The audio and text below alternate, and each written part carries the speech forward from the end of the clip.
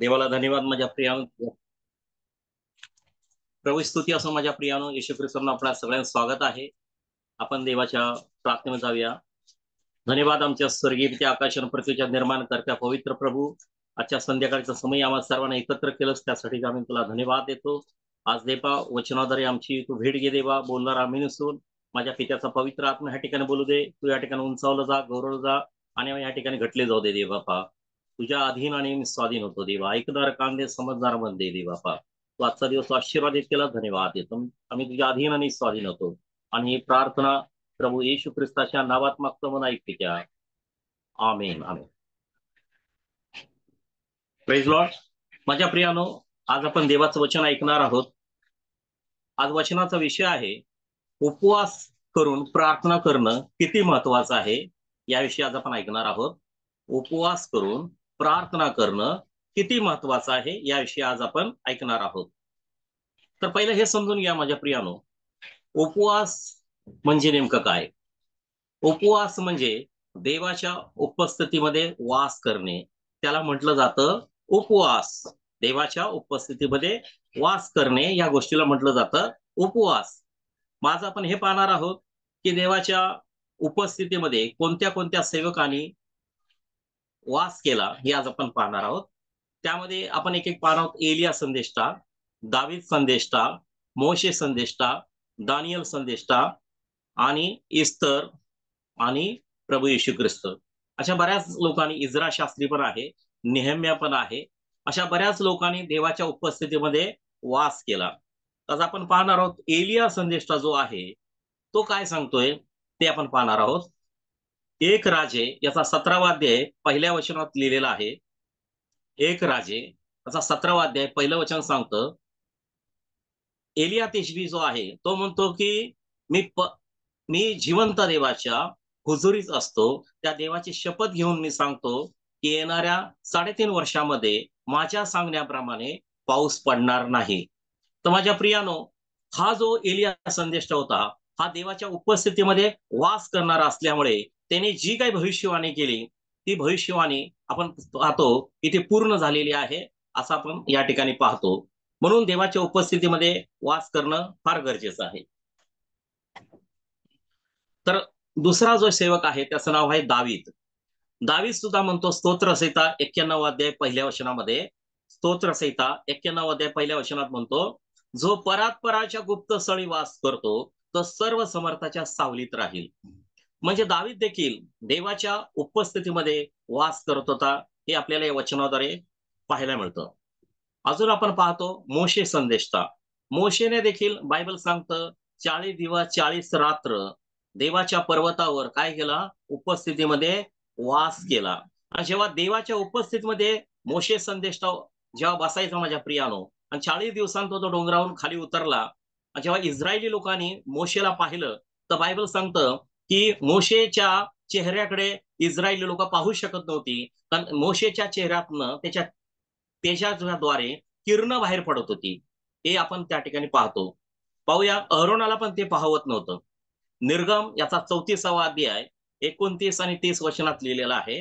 निर्गम याचा 34वा अध्याय 29 आणि 30 वचनामध्ये, की मोशेच्या चेहऱ्यातून तेजाची किरण बाहेर निघत आहेत असं अहरोनाने व इस्रायली लोकांनी पाहिले. Praise Lord. माझ्या प्रियानो, जेव्हा आम्ही देवाच्या उपस्थितीमध्ये बसतो, तुम्ही आणि मी, त्या तुमच्या माझ्या चेहऱ्यावर एक प्रचंड तेज येतं, आणि त्या तेजाच्या द्वारे इतर लोकांना आपल्या चेहऱ्यावरचं तेज दिसत नाही, पण सैतानाच्या दुरात्म्यांना त्यांना कळतं की हा मनुष्य देवाच्या उपस्थितीमध्ये बसलेला व्यक्ती आहे. मग आपण एखादी प्रार्थना करायच्या वेळेला जेव्हा आपण उभं राहतो, त्या दुरात्म्यांना कळतं की हा जिवंत देवाचा कोण आहे, सेवक आहे. हे त्या लोकांना कळून येतं. मग ते दुरात्मे तुम्हाला पाहिल्यानंतर पळून जातात. प्रार्थना पण करायची वेळ येत नाही. असं आपण जेव्हा देवाच्या उपस्थितीत बसतो, त्यावेळेला त्या देवाच्या उपस्थितीमध्ये असणाऱ्या सेवकांच्या उपस्थितीमध्ये ते दुरात्मे देखील किंचाळून बाहेर पडतात. हे आपल्याला पाहायला मिळतं. तसं मोशेच्या काळामध्ये इस्रायली लोक त्याला पाहू शकत नव्हती. मोशेने 40 दिवस उपवास केले, एलियाने 40 दिवस उपवास केले. आता तुम्ही म्हणाल एलियाने पण 40 दिवस म्हणले, हो. पाहूया आपण एक राजे याचा 19वा अध्याय 8व्या वचनामध्ये. एक राजे याचा 19वा अध्याय 8व्या वचनामध्ये पण आपण पाहतो. पाहूया आपण वचन. फर्स्ट किंग 19 चॅप्टर 19वा अध्याय 8वं वचन. एलियाने उठून ते अन्न पाणी सेवन केलं जे स्वर्गदूताने दिलं होतं, आणि त्या अन्नाच्या बळावर 40 दिवस 40 रात्री चालून जाऊन त्याने देवाचा डोंगर होरेब येथे पोहोचला. म्हणजे एलिया संदेष्टा जेव्हा स्वर्गदूताने त्याला भाकर दिली, त्यावेळेला ती भाकर खाऊन एलिया संदेष्टा 40 दिवस 40 रात्र चालत होता माझ्या प्रियानो. म्हणजे याचा अर्थ 40 दिवस 40 रात्र त्याने उपवास केला होता, आणि त्या स्वर्गदूताने दिलेल्या भाकरीच्या द्वारे बायबल सांगतो एलिया संदेष्टा 40 दिवस 40 रात्र फास्टिंग आणि प्रेयर मध्ये तो चालत होता. तसं तुम्ही आम्ही देखील देवाच्या पवित्र आत्म्याने चाललं पाहिजे, हे पवित्र बायबल आपल्याला शिकवतं. म्हणजे एलियाने 40 दिवस उपवास धरला, मोशेने पण 40 दिवस उपवास धरला, हे पण आपल्याला पाहायला मिळतं. आता दानियल जो आहे, दानियलाने जे उपवास धरले ते 21 दिवसाचे उपवास धरले, 21 डेज उपवास आणि प्रार्थना. पाहूया दानियल याचा 10वा अध्याय 3रं वचन. दानियल याचा 10वा अध्याय 3रं वचन. 3 सप्तके, 3 संबंध सप्तके, 3 सप्तके म्हणजे 7 त्रिक 21 दिवस, 3 संबंध सप्तके संपेपर्यंत दानियल म्हणतो आहे, मी स्वादिष्ट अन्न मुळीच खाल्लं नाही, आणि मांस व द्राक्षरस माझ्या तोंडात गेले नाहीत, आणि मी तेलाभंगही केला नाही. माझ्या प्रियानो, दानियलाने 21 दिवस जो उपवास धरला तो कसा धरला? त्याने बायबल सांगतो स्वादिष्ट अन्न खाल्लं नाही. म्हणजे स्वादिष्ट म्हणजे गोडधोड जे अन्न तुम्ही आम्ही खातो, तर गोडधोड अन्न त्याने बघायला गेलं तर गोड खाणं वर्ज्य केलं उपवासाच्या काळामध्ये. म्हणजे आपल्याला जिभेला जे आवडतं ते खाणं त्याने थांबवलं. काही काळापुरतं 21 दिवसापुरतं त्याने थांबवलं. स्वादिष्ट अन्न मुळीच खाल्लं नाही, मांस व द्राक्षरस पण तोंडात गेला नाही. मग आपण लोक फास्टिंग सोडताना पण नॉनव्हेज खातो, हे बघायला गेलं तर दानियलच्या उपवासामध्ये येत नाही माझ्या प्रियानो. दानियलाने 21 दिवसामध्ये नॉनव्हेज खाल्लं नाही माझ्या प्रियानो, हे आपल्याला या ठिकाणी पाहायला मिळतं. द्राक्षरस पण नाही, कुठला ज्यूस पण घेतला नाही 21 दिवसामध्ये, आणि तो म्हणतो माझ्या तोंडात गेला नाही, आणि तेलाभंगही केला नाही. म्हणजे तेलाने आंघोळ पण केली, आंघोळ केली पण तेल लावून आंघोळ नाही केली, तेलाभंगही केला नाही 21 दिवसाच्या काळामध्ये. म्हणजे हे आपल्याला ह्या ठिकाणी पाहायला मिळतं की 21 दिवस त्यांनी दानियेलाने उपवास केला, आणि त्या दानियेलाच्या 21 दिवसाच्या उपवासानंतर गब्रियल स्वर्गदूत त्याच्या प्रार्थनेचं उत्तर घेऊन स्वर्गातून खाली आला, आणि त्याला जे दृष्टांत सांगितलं दानियेलाला ते आपण दानियेलच्या पुस्तकामध्ये पाहतो. अजून आपण पाहतो की येशू ख्रिस्ताने देखील 40 दिवस उपवास केला. मत्ती याचा 4था अध्याय 2रं वचन. मत्ती याचा 4था अध्याय 2रं वचन. येशूने 40 दिवस 40 रात्र उपवास केला, त्यानंतर त्याला भूक लागली. माझ्या प्रियानो, 40 दिवस 40 रात्र येशू ख्रिस्त यहोवा परमेश्वराच्या पित्याच्या उपस्थितीमध्ये होता. फास्टिंग आणि प्रेयर मध्ये आपण जास्तीत जास्त वेळ प्रार्थनेमध्ये दिला पाहिजे, बायबल वचन वाचण्यामध्ये दिला पाहिजे, बायबलच्या वचनांचं मनन करण्यामध्ये वेळ दिला पाहिजे, अन्य भाषेमध्ये आपण प्रार्थना केली पाहिजे. फास्टिंग आणि प्रेयर मध्ये आपण आत्म्यामध्ये चाललं पाहिजे, स्पिरिटमध्ये चाललं पाहिजे, स्पीकिंग इन टंग्स, म्हणजे आपण अन्य भाषेमध्ये जास्तीत जास्त वेळ फास्टिंग मध्ये प्रार्थना केली पाहिजे. त्यावेळेला काय होईल? तुमच्या माझ्या जीवनासाठी ब्रेक थ्रू पाहायला मिळतील. अजून आपण पाहतो इस्तर. इस्तरने पण 3 दिवसाचे उपवास केले, 3 दिवस 3 रात्री. बघा इस्तर याचा 4था अध्याय 15 आणि 16 वचनामध्ये आपण पाहणार आहोत. इस्तर याचा 4था अध्याय 15 आणि 16 वचन. इस्तरने मर्दकेला निरोप पाठवला की जा, शिशुनियतले सर्व यहुदी जमवा आणि माझ्याकरता उपवास करा. 3 दिवस 3 रात्र अन्न आणि उदक, अन्न म्हणजे जेवण, उदक म्हणजे पाणी, सेवू नका. मीही आपल्या सारखाच आपल्या दासीसह तसाच उपवास करीन, आणि असल्या परिस्थितीमध्ये मी नियमाविरुद्ध जाऊन राजाकडे मी जाईन, आणि मी मेले तरी बेहत्तर. म्हणजे असं होतं की इस्तर राणी जी आहे तिने उपवास 30 दिवसाचा का धरला, 3 दिवसाचा का धरला होता? कारण मर्दके हा जो होता त्या राजाच्या दरबारामध्ये, हामान जो होता, हामान जो क्रूर हामान होता, कपटी हामान, त्या कपटी हामानाला त्याने मुजरा केला नाही, त्याला नमन केलं नाही. त्याचा सूड उगवण्याच्या हेतूने, मर्दकेचा सूड उगवण्याच्या हेतूने त्याने काय केलं? हा मर्दके कुठल्या घराण्यातला आहे? तर तो यहुदी आहे, म्हणून त्याने त्याच्या डोक्यात राग ठेवला, आणि त्या मर्दकेला आणि त्याच्या संपूर्ण घराण्याला मारण्याचा त्याने कट रचला. आणि बायबल सांगतं ज्या वेळेला मर्दकेला ही गोष्ट कळाली, त्या मर्दकेने इस्तरला सांगितलं, तू जर तुझ्या या क्षणाला देवाने तुला या पदावर बसवलंय, नाही हे कशावरून? आता या क्षणाला तुझ्या लोकांसाठी जर तू उभी नाही राहिलीस, तो तुझा आणि तुझ्या बापाचा घराण्याचा पण नाश होईल. पण देव हे कार्य कोणाकडून पण करून घेईल. तर माझ्या प्रियानो, हे जेव्हा इस्तर राणीला कळलं, त्या इस्तर राणी आपल्या लोकांसाठी उभी राहिली आणि ते म्हटले, मी माझ्या लोकांसाठी स्टँड होईल. आणि 3 दिवस 3 रात्र इस्तरने प्रार्थना केली. तिने सांगितलं, मी माझ्या दासींचं चेन प्रेयर करते आणि तुम्ही लोकांनी फास्टिंग आणि प्रेयर करा, अन्न आणि पाणी खाऊ नका. या इस्तर प्रार्थनेच्या द्वारे काय झालं, तिच्या जीवनावरचं जे मरण होतं ते मरण टळलं माझ्या प्रियानो. आणि तो राजा जो होता, जो 30 दिवस त्या राणीला भेटला नव्हता, स्वतःचा नवरा इस्तरला 30 दिवस भेटला नव्हता. आणि राजाच्या परवानगीशिवाय कोणी चिट पाखरू सुद्धा राजाला भेटायला येऊ शकत नाही. जर कोणी येईल राजाला भेटायला तर त्याला त्याचं मुंडकं छाटलं जाईल, अशी ऑर्डर होती. आणि अशा परिस्थितीमध्ये राणी आपल्या यहुदी लोकांचा जीव वाचवण्यासाठी ती आपला प्राण बाजीला लावून ती आपल्या लोकांसाठी उभी राहिली. आणि बायबल सांगतं, त्या इस्तर प्रार्थनेच्याद्वारे तिच्या जीवनावरचं जे मरण होतं, स्वतःच्या जीवनाचं पण मरण टळलं आणि यहुदी लोकांच्या जीवनावरचं पण मरण टळलं माझ्या प्रियानो. म्हणून आम्ही देवाच्या माणसाने इस्तर प्रेयर करणं गरजेचं आहे. इस्तर प्रेयरच्या द्वारे आपल्याला ब्रेक थ्रू पाहायला मिळतो, एक मोठा ब्रेक थ्रू, जी यहुदी लोकांना त्या ठिकाणी सुटका मिळाली. आणि बायबल सांगतं, ज्या हामानाने जो कट रचला होता यहुदी लोकांना मारायचा, त्याच हामानाला देवाने असं काम केलं की त्या राजाच्या द्वारे 50 फुटी खांबावर जो मर्दकेसाठी खांब रचला होता, फाशीचा खांब, त्याच खांबावर हामानालाही बायबल सांगतो लटकवण्यात आलं, त्याला फाशी देण्यात आली. नुसते त्यालाच नाही तर त्याच्या 10 मुलांना पण फाशी देण्यात आली. हे आपण बायबलमध्ये पाहतो. हे इस्तरण प्रार्थनेचं सामर्थ्य आहे. इस्तरण प्रार्थनेचं काय सामर्थ्य माझ्या प्रियानो? फास्टिंग अँड प्रेयरचं, की 3 दिवस 3 रात्री उपास केल्यामुळं स्वतःच्या लोकांना पण सुटका मिळाली, स्वतःला पण सुटका मिळाली आणि शत्रू आणि शत्रूचं सैन्य होतं हे नेस्त नाबूत झालं. हे फास्टिंग अँड प्रेयरचं सामर्थ्य माझ्या प्रियानो. म्हणून इस्तर प्रार्थना तुम्ही आम्ही जर कराल तर खूपच चांगली गोष्ट आहे. जर तुम्हाला 3 दिवस 3 रात्र अन्न आणि पाणी पाणी पिऊ शकता, पण अन्न न खाता, चावायच्या गोष्टी न खाता जर फास्टिंग अँड प्रेयर मध्ये तुम्ही गेलात तर मी तुमच्या जीवनामध्ये हे ब्रेक थ्रू पाहाल. जेव्हा आपण पाहतो 3 दिवस 3 रात्री येशू ख्रिस्त आपल्या शिष्यांना आणि जनसमुदायाला वचन सांगत होता, देवाचं वचन. ते लोक पण जेवले नव्हते आणि बायबल सांगतं येशू ख्रिस्ताला कळवळा आला. 3 दिवस 3 रात्र बायबल सांगतं येशू ख्रिस्ताचं वचन ऐकण्यासाठी सगळी इस्रायली लोक येशू ख्रिस्ताचं वचन ऐकायला आली होती. आणि येशू ख्रिस्त पेत्राला म्हणतो की पेत्रा, या रानात काही जेवण असेल, भोजन असेल, भाकर असेल तर त्यांची सोय कर यांच्यासाठी. तर पेत्र म्हणतो, प्रभू येशू, एवढ्या लोकांना द्यायला माझ्याकडे पैसे नाहीयेत, फार फार तर 300 रुपये आहेत, आम्हाला एवढे द्यायला नाहीयेत.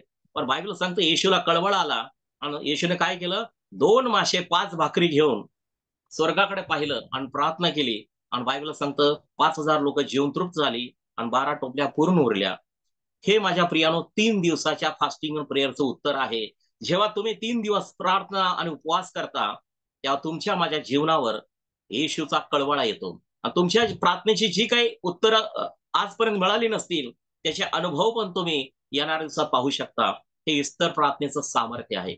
म्हणून मी तुम्हाला एन्करेज करतो, तुमच्या जीवनातल्या काही अडचणी असतील तर तुम्ही देवाकडे 3 दिवस 3 रात्री काही अन्न न खाता उपवास करा, प्रार्थना करा, बायबल वचन वाचा, कुठे इकडे तिकडे फिरायला जाऊ नका, जास्तीत जास्त देवाच्या उपस्थितीमध्ये वास घाला. नुसता उपवास करताय आणि प्रार्थना करत नाही आणि इकडे तिकडे भटकताय तर समजायचं तुम्ही उपवास करत नाही, तुम्ही डायटिंग करताय. डायटिंग साठी उपवास नाहीये. डायटिंग वेगळा आणि उपवास वेगळा. डायटिंग ही शरीरासाठी केली जाते आणि उपवास ही आत्मिक फायटिंग आहे. हे स्पिरिच्युअल वॉरफेअर आहे माझ्या प्रियानो. तुम्ही आत्मिक जगामध्ये युद्ध लढताय, तर तुम्ही फास्टिंग आणि प्रेयर मध्ये जेव्हा प्रार्थना करता तेवढं त्या प्रार्थनेचं उत्तर तुम्ही लवकर पाहता. Praise Lord. म्हणून माझ्या प्रियानो, आम्ही देवाच्या मंडळीने फास्टिंग आणि प्रेयर करणं फार गरजेचं आहे. आता अजून आपण पाहूया. त्याच्यानंतर दानियेलाची पण आपण प्रार्थना पाहिली. आता आपण हे पाहूया, उपवास आणि प्रार्थना का करायची असते, हा महत्वाचा प्रश्न आहे. उपवास आणि प्रार्थना तर सगळेच जण चर्चा करतात मंडळी, पण उपवास करून प्रार्थना का करायचं त्याचं कारण प्रभू येशू ख्रिस्ताने सांगितलं. ज्या वेळेला एक वडील आपल्या मुलाला घेऊन आले होते आणि त्या मुलाला भूताने झपाटलं होतं, अशुद्ध आत्मा लागला होता, मुकाबहिरा आत्मा लागला होता. आणि तो मुकाबहिरा जो आत्मा आहे त्या मुलाला काय करत होता, पाण्यात कधी विस्तवात त्याचा बुडून मारण्याचा प्रयत्न करतो. तो सुसायडल स्पिरिट होता, आत्महत्या करायला लावणारा दुरात्मा, मुकाबहिरा आत्मा, अशुद्ध आत्मा होता. आणि तो आत्मा त्या मुलाला फार त्याने जर्जर केलं होतं. त्याचे वडील एवढे परेशान झाले होते. पण जेव्हा त्याला येशू ख्रिस्ताविषयी कळलं तर त्या मुलाला ते घेऊन येशू ख्रिस्ताकडे आले होते. पण ते येशू ख्रिस्ताकडे यायच्या आधी पहिले शिष्य जे होते येशूचे, ते भूत काढण्याचा प्रयत्न करत होते. पण त्या शिष्याना मात्र भूत काढता येत नव्हतं आणि ते अपयशी ठरले प्रभू येशूचे शिष्य. त्यावेळेला त्याचे वडील येशू ख्रिस्ताकडे येऊन म्हणतायत, जर तुम्हाला शक्य असेल तर माझ्या मुलातलं तुम्ही भूत काढा. तर येशू ख्रिस्त म्हणतो, शक्य असे कसे म्हणतो, विश्वास ठेवणाऱ्याला सर्व काही शक्य आहे. तर माझ्या प्रियानो, ज्या वेळेला प्रभू येशू ख्रिस्ताने त्या अशुद्ध आत्म्याला पाहिल्यानंतर प्रभू येशू म्हटला, अरे मुख्या बहिरे आत्म्या, अशुद्ध आत्म्या, त्याच्यामधून निघ आणि पुन्हा कधी या शरीरात शिरू नको. असं म्हटल्यानंतर त्या भूताने, बायबल सांगतं, त्या मुलाला पिळवटून टाकलं, त्याच्या तोंडात फेस आला आणि बायबल सांगतं तिथं डिलिव्हरन्स मिळाला, त्या ठिकाणी सुटका मिळाली. आणि ते वडील जे आहे त्या मुलाला घेऊन गेले. मग जेव्हा प्रभू येशू ख्रिस्ताला शिष्य येशूला येऊन म्हणाले की आम्हाला त्या मुलातलं भूत का काढता येईना, तर येशू ख्रिस्त म्हटला की उपवास आणि प्रार्थनेशिवाय असल्या जातीचं जे भूत आहे ते निघत नाही. प्रार्थना आणि उपवास हे must important. Prayer and fasting it must important. माझ्या प्रियानो, प्रार्थना आणि उपवास करण्याच्या द्वारे तुम्ही डेमॉनिक स्पिरिट काय करणार, कास्ट आउट करण्यासाठी सेवेत उभे राहू शकता. जोपर्यंत तुम्ही फास्टिंग आणि प्रेयर करत नाही तर तुम्ही डेमॉनिक स्पिरिट कास्ट आउट करण्याच्या सेवेमध्ये उभे राहू नका, नाहीतर ते दुरात्मे तुम्हाला त्रास देतील. म्हणून माझ्या प्रियानो, हे डिलिव्हरन्स मिनिस्ट्री जे आहे, डिलिव्हरन्स मिनिस्ट्री जी प्रभू येशू ख्रिस्ताने केली, त्या डिलिव्हरन्स मिनिस्ट्रीमध्ये फास्टिंग आणि प्रेयर करणं फार महत्वाचं आहे. आपण पाहूया वचनामध्ये, म्हणजे आपल्याला कळेल. मत्तेयाचा 17वा अध्याय 21 वचन. मत्तेयाचा 17वा अध्याय 21 वचन. मॅथ्यू चॅप्टर 17 वर्स 21. तरी पण प्रार्थना व उपवास यांच्या वाचून असल्या जातीचं भूत निघत नाही. हे प्रभू येशू ख्रिस्ताने आपल्या शिष्याला सांगितलं की तुम्ही भूत काढत होता, पण तुम्हाला का निघत नव्हतं, त्याचं मूळ कारण दे आर प्रेइंग, ते प्रार्थना करत होते, पण त्या लोकांनी, शिष्याने उपवास केला नव्हता. आज अनेक ख्रिश्चन लोक आहेत, चर्चमध्ये येत आहेत, प्रार्थना पण करतायत, पण माझ्या प्रियानो ते फास्टिंग नाही करत. आणि ते लोक काय करतात, इतरांसाठी काय करतात, प्रार्थना करतात, पण त्यांच्यावर डिमॉनिक स्पिरिट पलटवार करतात, ते दुरात्मे त्यांच्यावर हल्ले करतात. का करतात? कारण ते फास्टिंग मध्ये नाहीयेत. म्हणजे फास्टिंग आणि प्रेयर करून देवाच्या उपस्थितीमध्ये चालतात, ते डिलिव्हरन्स मिनिस्ट्रीमध्ये चांगली सेवा करू शकतात. म्हणून येशू निमित्त म्हटलं, तरी पण प्रार्थना आणि उपवास असल्या वाचून असल्या जातीचं भूत निघत नाही.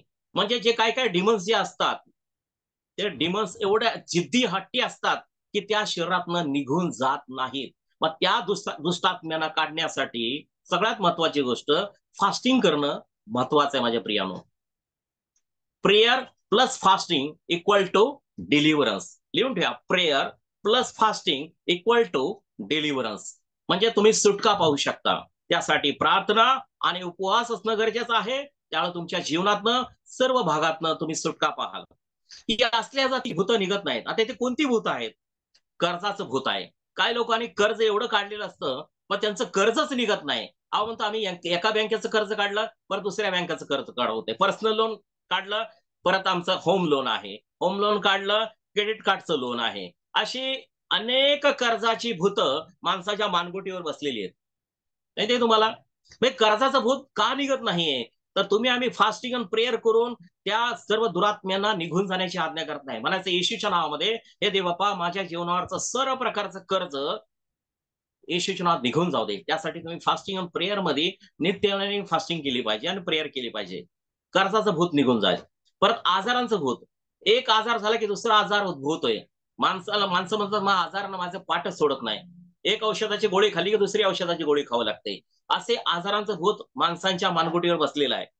परत भांडणाचं भूत, आज घरामध्ये पैशा पाण्यावर अनेक नवरा बायकोमध्ये भांडणं होत आहेत. हे भांडणाचं भूत घरामध्ये काम करतंय. संशयाचं भूत काम करतंय, नवरा बायकोचा एकमेकांवर संशय एकमेकावर घेतायत, ते संशयाचं भूत त्यांच्या घरात काम करतंय. चिंतेचं भूत काम करतंय, दिवस रात्र माणसं चिंता करत राहतायत, त्यांची चिंता त्यांची निघून जात नाही. हे चिंतेचं भूत आहे, त्यांच्या जीवनामध्ये त्यांना सारखं पोखरत आहे. ही भूत निघत नाहीत. संशयाचं भूत निघत नाही, चिंतेचं भूत निघत नाही, भीतीचं भूत निघत नाही. सारखी माणसाला घाबरल्यासारखं वाटतं, घाबरा जीव त्यांचा होतो. रात्री झोपताना देखील दचकून जागे होतात लोक. हे भीतीचं भूत आहे. ही अशी बरीचशी भूतं माणसाच्या जीवनावर मानगुटीवर बसलेली आहेत. खादाळपणाचं भूत आहे. त्या लोकांना खादाड नुसतं खातच राहतात. त्यांना कळत नाही की ते का खात आहेत. खात राहतात नुसतं आणि त्यामुळे ओव्हरवेट त्यांचं होतं. ओव्हरवेट जास्त वजन होऊन जातं. नंतर आळसाचं भूत आहे. माणसं एवढी आळशी असतात तर सकाळी लवकर उठायला प्रार्थनेला त्यांना जमत नाही. बायबल वाचायला जमत नाही. त्याचं मूळ कारण काय? का जमत नाही? आळस. आळसामुळे माझ्या प्रियानो माणसांचे आध्यात्मिक जीवन कोलॅप्स झालेलं आहे. आज माणसाला प्रत्येक गोष्टीमध्ये आळस आहे आणि आळसाचं भूत माणसाच्या मानगुटीवर बसलेलं आहे. मग ही भूतं निघाली पाहिजे. हे हट्टी भूत आहेत. ती माणसाच्या जीवनात जात नाहीत. व्यभिचाराचं भूत आहे. आपली स्वतःची बायको असताना परक्या बायकांबरोबर घाणेरडं व्यभिचार करणं, हे व्यभिचाराचं भूत अनेक लोकांच्या मानगुटीवर बसलेलं आहे. मत्सराचं भूत आहे. एकमेकाचं मत्सर करणं, माझ्यापेक्षा समोरच्या माणसाला जास्त पगार कसा काय, माझ्यापेक्षा त्याची प्रगती कशी काय जास्त झाली, हे पाहून आज लोकांमध्ये द्वेष मत्सर आहे. आज द्वेष मत्सराचं भूत प्रत्येकाच्या जीवनावर काय करताय? वर्चस्व करत आहेत. बेरोजगारीचं भूत आहे. अनेक लोकांना नोकऱ्या नाहीत. नोकरी इकडे तिकडे शोधतो पण कुठे नोकरीच मिळत नाही. हे बेरोजगारीचं भूत त्याला त्याला झपाटून ठेवलेलं आहे. त्याला अपयश येतं. अपयशाचं भूत आहे. माणसं ज्या कामात हात घालतात तिथं प्रत्येक कामात त्यांना फेल्युअर फेल्युअर अपयश. परीक्षेमध्ये अपयश, शाळेमध्ये अपयश, कॉलेजमध्ये अपयश, नोकरीमध्ये अपयश, पारिवारिक अपयश, हे सगळे अपयश. लग्न करायला जातो तर मुलगी चांगली मिळत नाही. असे अनेक गोष्टीचं अपयश माणसाच्या जीवनात येत आहे. तर माझ्या प्रियानो, ही सगळी जी भूतं आहेत, ही भूतं निघून जाण्यासाठी येशूने म्हटलं, असल्या जातीचं भूत उपवासन प्रार्थनेशिवाय जात नाही. स्पष्ट लिहिलेलं येशूने. मग आपण ह्या गोष्टीचं मेडिटेशन केलं पाहिजे, मनन केलं पाहिजे. देवबापा माझ्या जीवनात ही सर्व प्रकारची भूतं येशूच्या नावात निघून जाऊ दे. हे प्रभू, मी फास्टिंग अँड प्रेयर मध्ये जाईन. जोपर्यंत हे भूत निघत नाही तोपर्यंत मी कंटिन्यू फास्टिंग अँड प्रेयर मध्ये राहीन. तर देवबापाशी असा तुम्ही करार केला पाहिजे. तर माझ्या प्रियानो, नक्कीच तुम्ही तुमच्या जीवनामध्ये येशू ख्रिस्ताच्या नावात ब्रेक थ्रू पाहाल. Praise Lord. अजून आपण पाहूया की देवाला कोणता उपवास पसंत आहे. उपवास तर करायचा आहे, पण तो कोणता उपवास पसंत आहे? बरेचसे लोक उपवास करतात, पण तो शारीरिक उपवास करतात. तो फक्त डायटिंग असते. लोक डायटिंग करण्यासाठी उपवास करतात. बाबा माझ्या शरीराचं वजन कमी व्हावं, कोलेस्ट्रॉल कमी व्हावं, सगळं फॅट लॉस आहे तो कमी व्हावा, म्हणून लोक फास्टिंग करतात. पण ती फास्टिंग काही कामाची नाही. खरी फास्टिंग कशाला म्हणतात हे येशू ख्रिस्त हे यशा संदेशाने लिहून ठेवलेलं आहे. यशायाचा 58 अध्याय 6व्या वचनात, आयझिया चॅप्टर 58 वर्स 6, यशा 58:6. दुष्टतेच्या बेड्या तोडाव्यात, जुवाच्या दोऱ्या सोडाव्यात, जाचलेल्याला मुक्त करावं, सगळं जोखड मडावं, हाच मला पसंत असा उपवास नव्हे काय? Praise the Lord. माझ्या प्रियानो, देवबापाने सांगितलेलं आहे की मला पसंत असलेला उपवास कोणता. आता तुम्ही शारीरिक उपवास करताय, शरीर वीक आहे, पण तुमचा आत्मा बलवान जर नाही झाला तर तो उपवास काही कामाचा नाही. देवाचं शरीर हे देवाचं मंदिर आहे. ते मंदिर तुम्ही चांगलं ठेवलं पाहिजे. त्याचा अर्थ नाही की तुम्ही काय पण शरीरामध्ये टाकलं पाहिजे, चांगल्या वस्तू पण खाल्ल्या पाहिजेत. पण इथं मेन उपवासाचं कारण देव सांगत आहे, दुष्टतेच्या बेड्या तोडाव्यात. आपल्या दुष्टतेच्या बेड्या तुटल्या का फास्टिंग वेळेला? आम्ही फास्टिंग करतोय, पण आमच्यातली दुष्टता गेली नाही. शिव्या देणं थांबलं नाही, लोकांना नावं ठेवणं थांबलं नाही, लोकांची निंदा करणं थांबलं नाही, लोकांची चुगली करणं थांबलं नाही. ही सगळी दुष्टता आहे. हे माझ्या प्रियाने या दुष्टतेच्या बेड्या आपल्या जीवनावरच्या तुटल्या पाहिजेत. सैतानाने अशा बेड्या ठोकलेल्या आहेत माणसाच्या जीवनावर. बेडी म्हणजे बांधून टाकणं. बेडी म्हणजे एखाद्या एखाद्या गुन्हेगाराला हातपाय त्याचे बांधले जातात. तसं सैतान अनेक गोष्टीमध्ये लोकांना बांधून ठेवतो. माझ्या प्रिय, आज लोक एकमेकाच्या चुगल्या करतायत, एकमेकांना दोष लावतायत, एक एक सेवक दुसऱ्या सेवकाला नावं ठेवतोय. अशा या सगळ्या दुष्टतेची बेड्या आहेत. तर तो स्वतःला फक्त म्हणतो की माझी सेवा खरी आहे, बाकी सगळ्यांची सेवा खोटी आहे. असं नाही माझ्या प्रियानो. आपण आपलं अनालिसिस करायचं, आपण दुसऱ्याच अनालिसिस करायला जाऊ नये. प्रत्येकाची सेवा कशी आहे तो त्या अग्नीने ती सेवा तपासेल परमेश्वर शेवटच्या काळामध्ये. कळलं का? आपण आपलं पाहायचंय की दुष्टतेच्या बेड्या तुटल्या पाहिजेत. आपल्या जीवनातली दुष्टता गेली का? इतरांना मी दोष देत होतो इतकी वर्ष, आता मी दोष देणं बंद केलंय का? म्हणजे नक्कीच माझी दुष्टतेची बेडी तुटलेली आहे. या फास्टिंग आणि प्रेयरच्या द्वारे आमच्या जीवनातल्या सगळ्या दुष्टतेच्या बेड्या तुटल्या पाहिजेत. मी बायकोला नावं ठेवत होतो, निंदा करत होतो, तिला आरडून ओरडून बोलत होतो, पण मी आता बोलत नाहीये. नक्कीच माझ्या जीवनातली दुष्टतेची बेडी तुटलेली आहे. ही दुष्टतेची बेडी तोडायची, स्वतःच्या जीवनावरची आणि इतरांच्याही जीवनावरची. जुवाच्या दोरा सोडाव्यात. आज माणसाच्या जीवनावर जू आहे. जू म्हणजे जोखड. हे जोखड सोडायचंय. जुवाच्या दोऱ्या सोडाव्यात. या दोरीने बांधून ठेवले, सैतानाने माणसाला आवळून ठेवलेलं आहे. जुवाच्या दोऱ्या सोडाव्यात. डिलिव्हरन्स त्यांना द्यायचं आहे. जाचलेल्यांना मुक्त करावं. अनेक लोकांना जाच आहे. जात म्हणजे छळ. काही लोकांना आर्थिक छळ आहे. वर्ष 6-6 महिने, 1-1 वर्ष काही लोकांना पगार मिळत नाहीत. आर्थिक छळ चाललेला आहे. काही लोकांना मानसिक छळ आहे. घरातली लोक, कामावरची लोक नेहमी त्यांना कामावर टॉर्चर करतात. नेहमी नेहमी त्यांना हॅमरिंग करतात. तर माझ्या प्रियानो, असा ज्यांचा जात चाललेला आहे त्या लोकांना सुटका देण्यासाठी देवाने तुम्हाला फास्टिंग अँड प्रेयर मध्ये बसायला सांगितलेलं आहे. स्वतःच्या जीवनावरचा जाच कमी करायचा आहे आणि दुसऱ्याच्याही जीवनावरचा जाच निघून गेला पाहिजे. कधी कधी सासू सुनेचा जाच असतो. तसा जाच म्हणजे छळ, त्याला परसिक्युशन म्हणतात. जाचलेल्यांना मुक्त करावं. आज आज बऱ्याचशा देवाच्या लोकांवर काही लोक, दुष्ट लोक काय करतायत, जाच करत आहेत, त्यांना विनाकारण टार्गेट करत आहेत. तर असा हा जो जाच चाललेला आहे, हे सगळं जाचलेल्या लोकांना मुक्त करावं, हे आपल्याला देवाने दिलेली सेवा आहे. सगळं जोखड मोडावं, हा पसंत असलेला उपवास नव्हे काय? देवाला पसंत असलेला उपवास नव्हे काय? सगळं जोखड म्हणजे every yoke of the devil, every yoke of the devil you have authority. तुमच्याकडे देवाने अथॉरिटी दिलेली आहे. You devil, I break your authority in the name of Jesus Christ of Nazareth. येशूच्या नावामध्ये सैताना तुझं सगळं जोखड येशूच्या नावात तोडतो. हे तोडायचा अधिकार देवाने तुम्हाला आणि मला दिलेला आहे फास्टिंग अँड प्रेयरच्या द्वारे. विदाउट फास्टिंग तुम्ही करायला गेलात तर असर होणार नाही. पण जेव्हा फास्टिंग अँड प्रेयर मध्ये जाऊन देवाच्या उपस्थित जाल तेव्हा नक्कीच असर होणार. म्हणून याकोब 4:7 मध्ये लिहिलेलं आहे, जेम चॅप्टर 4:7 मध्ये लिहिलेलं आहे की परमेश्वराच्या अधीन व्हा, सैतानाला आडवा, मग तो तुमच्यापासून पळून जाईल. तर देवाच्या अधीन पहिलं होणं गरजेचं आहे. फास्टिंग अँड प्रेयर मध्ये देवाच्या उपस्थितीमध्ये बसणं गरजेचं आहे. त्याच्यानंतर देवाच्या अधीन होऊन तुम्ही सैतानाला जेव्हा अडवायला जा तर तो सैतान तुमच्या माझ्या जीवनातनं पळून जाईल. म्हणून तिले सगळं जोखड मोडावं. आज अनेक लोकांच्या जीवनात जोखड आहे. कुठली कुठली जोखड आहेत? काही लोकांच्या एकमेकांच्या लोक करणी करतायत, करणीचं जोखड आहे. जादूटोण्याचं जोखड आहे. वशीकरणाचं जोखड आहे. ब्लॅक मॅजिक, विचक्राफ्ट, खूप सारी जोखड आहेत माझ्या प्रियानो. दुरात्म्यांचं जोखड आहे. हे दुरात्म्यांचं जोखड मोडण्यासाठी देवाने आम्हाला बोलवलेलं आहे.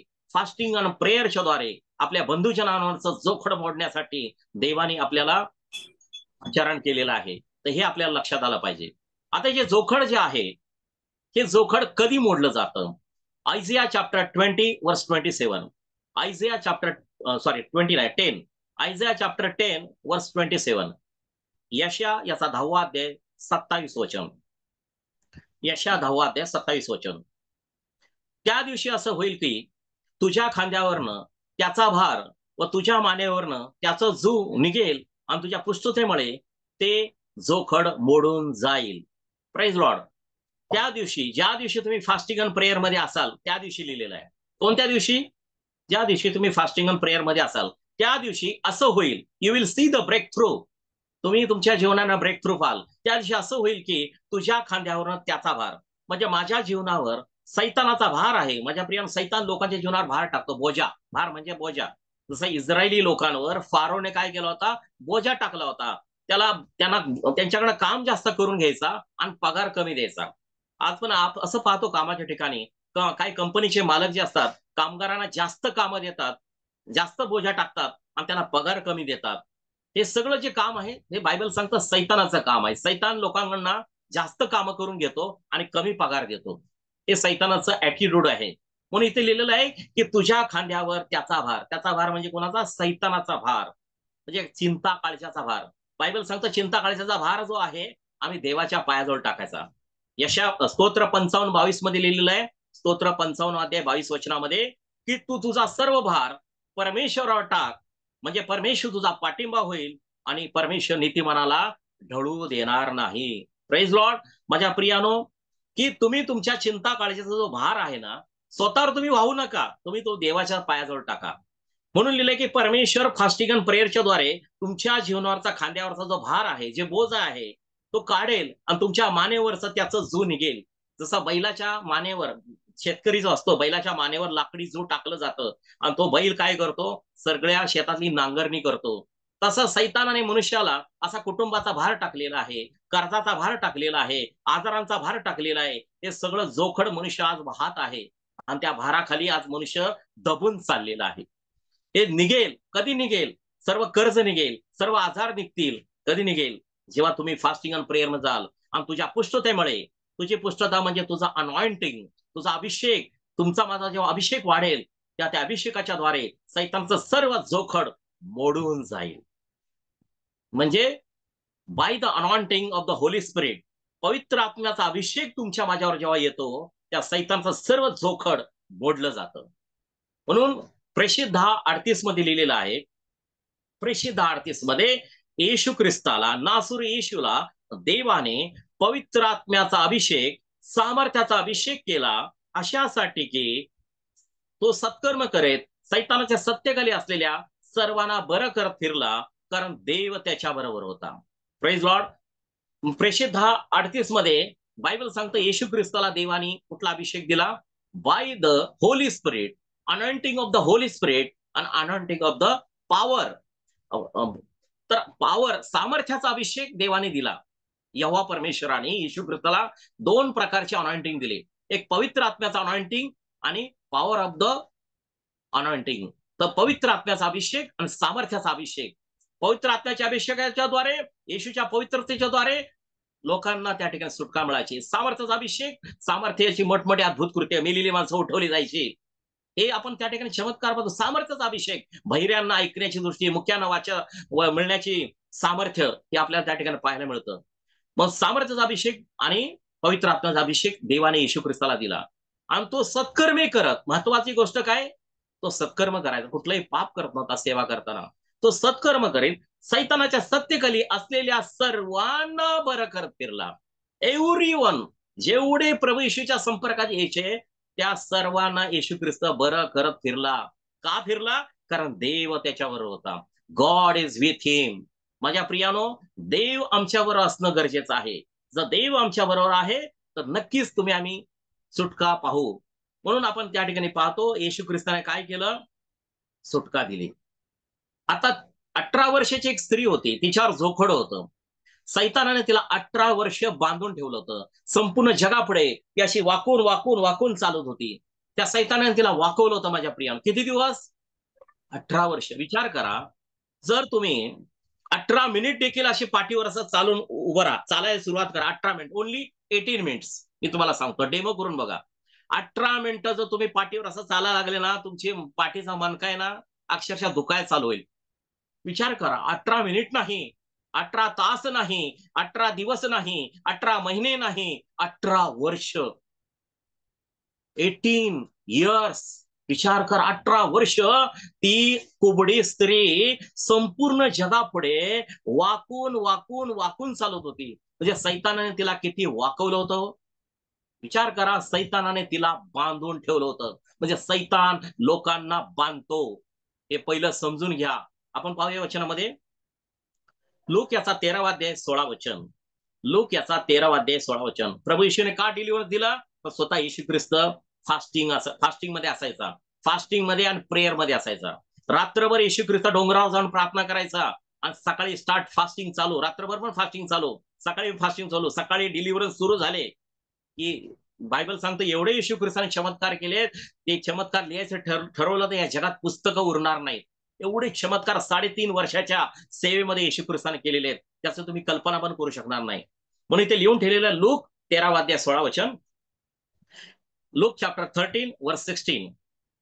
ही तर अब्रामाची कन्या आहे. पहा, हिला सैतानाने 18 वर्ष बांधून ठेवलं होतं आणि शब्बात दिवशी हिला या बंधनापासून सोडवणे योग्य नव्हते काय? माझ्या प्रियानो, बघा, येशू ख्रिस्ताने स्वतः हे वचन सांगितलेलं आहे. ही अब्रामाची कन्या, ही बिलीव्ह इन क्राइस्ट, ही अब्रामावर विश्वास ठेवणारी कन्या आहे, मुलगी आहे. आणि हिला सैतानाने काय केलं? सैतान 18 वर्ष बांधून ठेवलं. बांधून ठेवल्यामुळे ती कुबड तिच्या शरीराला असल्यामुळे बायबल सांगतात ती 18 वर्ष वाकून वाकून चालू होती. पण ती जेव्हा येशू ख्रिस्ताकडे आली, बायबल सांगतं येशू ख्रिस्ताने तिच्या पाठीवर हात फिरवला. स्पर्श त्याने मला मात्र केला, त्याच वेळी महारोग गेला. येशू ख्रिस्ताने त्या 18 वर्षाच्या कुबड्या स्त्रीच्या पाठीवर स्पर्श केला आणि बायबल सांगतो त्याच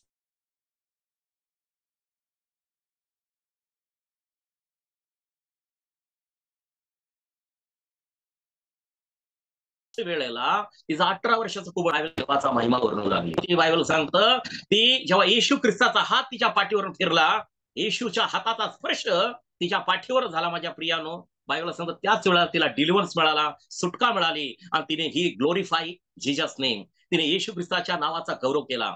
ज्याने मला बरं केलं त्याचं नाव येशू आहे, ज्याने मला बरं केलं त्याचं नाव येशू आहे, असं तिने प्रभूचा गौरव केला. माझ्या प्रियांनो, म्हणून आपण पाहतो येशू ख्रिस्ताच्या हाताचा स्पर्श आपल्या जीवनावर, आपल्या फायनान्सवर, आपल्या लेकराबाळांवर येणं गरजेचं आहे. म्हणून ह्या 18 वर्षाच्या कुबड्या स्त्रीला येशू ख्रिस्ताने काय दिलं? सुटका दिली. माझ्या प्रियानो, पण देव तुम्हाला सुटका देऊ इच्छित आहे. पण आपण देवाच्या माणसांनी या बंधनापासून सोडवण्यासाठी काय केलं पाहिजे? Fasting and praying must important. आपण फास्टिंग अँड प्रेयर करणं महत्वाचं आहे. माझ्या प्रियानो, चौथा पॉइंट आपण पाहूया की उपवास करून प्रार्थना करण्यामागचा मूळ हेतू काय? उपवास करून प्रार्थना करण्यामागचा मूळ हेतू काय? What is the purpose behind fasting and prayer? मूळ कारण काय? कशासाठी उपवास आणि प्रार्थना करायची? हे जर कारणच कळलं नाही तर तुम्ही उपवास करणारच नाही ना. जर त्याचं कारण कळलं, त्याचं महत्व कळलं, तर नक्कीच विश्वासणारी मंडळी आजपासून फास्टिंग अँड प्रेयर करणं चालू करतील. आता येणारे 40 दिवस आहेत, 44 डेज लेन पिरियड चालू होतं. माझ्या प्रियानो, तर तुमची इच्छा असेल तुम्ही करू शकता, कंपल्शन नाही. परमेश्वराचं कार्य जबरदस्तीचं नाही. फ्री विल, तुमच्या माझ्या स्वतंत्र इच्छेवर आहे. उपवास करायचा किंवा नाही करायचा हे प्रत्येकाची स्वतंत्र इच्छा आहे. जे लोक औषधे घेतात, मेडिसिन घेतात, मी त्यांना सांगतो तुम्ही कृपया फास्टिंग करू नका, देवाची परीक्षा पाहू नका. जर तुम्हाला उपवास झेपत नाही, करू नका, अजिबात नाही, नका करू, काही गरज नाहीये. उपवास कशाचा करायचा आहे? उपवास वाईट गोष्टींचा करायचा. वाईट गोष्टी आम्ही सोडलेत. लोक जेवण काय करतात? स्किप करतात, जेवण फक्त वर्ज करतात, जेवत नाहीत. जेवलं नाही म्हणजे मी खूप धार्मिक आहे असं नाही होत. जेवण न करता अनेक गोष्टीचं घाणेरडं अन्न लोक खातात मनातल्या मनात, वासनेचं अन्न. तर माझ्या प्रियानं, मग ते फास्टिंगचा का उपयोग आहे? दिवस रात्र मोबाईलवर घाणेरडी चित्र बघत बसताय, मग त्यातनं देव कसा प्रसन्न राहील? तर ते नाही, आपण देवाच्या उपस्थितीमध्ये राहिले पाहिजे. म्हणून उपवास करण्यामागचा मूळ पर्पज काय आहे हे इज्रा शास्त्र्याने तुम्हाला सांगितलेलं आहे. आपण पाहूया. इज्रा याचा 8वा अध्याय 21 वचन. इज्रा याचा 8वा अध्याय 21 वचन. इज्रा चॅप्टर 8 वर्स 21. इज्रा चॅप्टर 8 वर्स 21. मग मी अहवा नदीतीरी उपवास करण्याचं जाहीर केलं. कोणी केलं? इज्रा शास्त्र्याने इस्रायली लोकांना म्हटलं, मी आता डिक्लेरेशन करतो की तुम्ही सर्व इस्रायली लोकांनी आज उपवास करायचा. ते डिक्लेरेशन केलं इज्रा शास्त्र्याने. तुमच्याकडे चूक झालंय, तुमच्याकडे पाप झालंय, तुमच्यावर दंड आलेला आहे, देव तुमची प्रार्थना ऐकत नाही.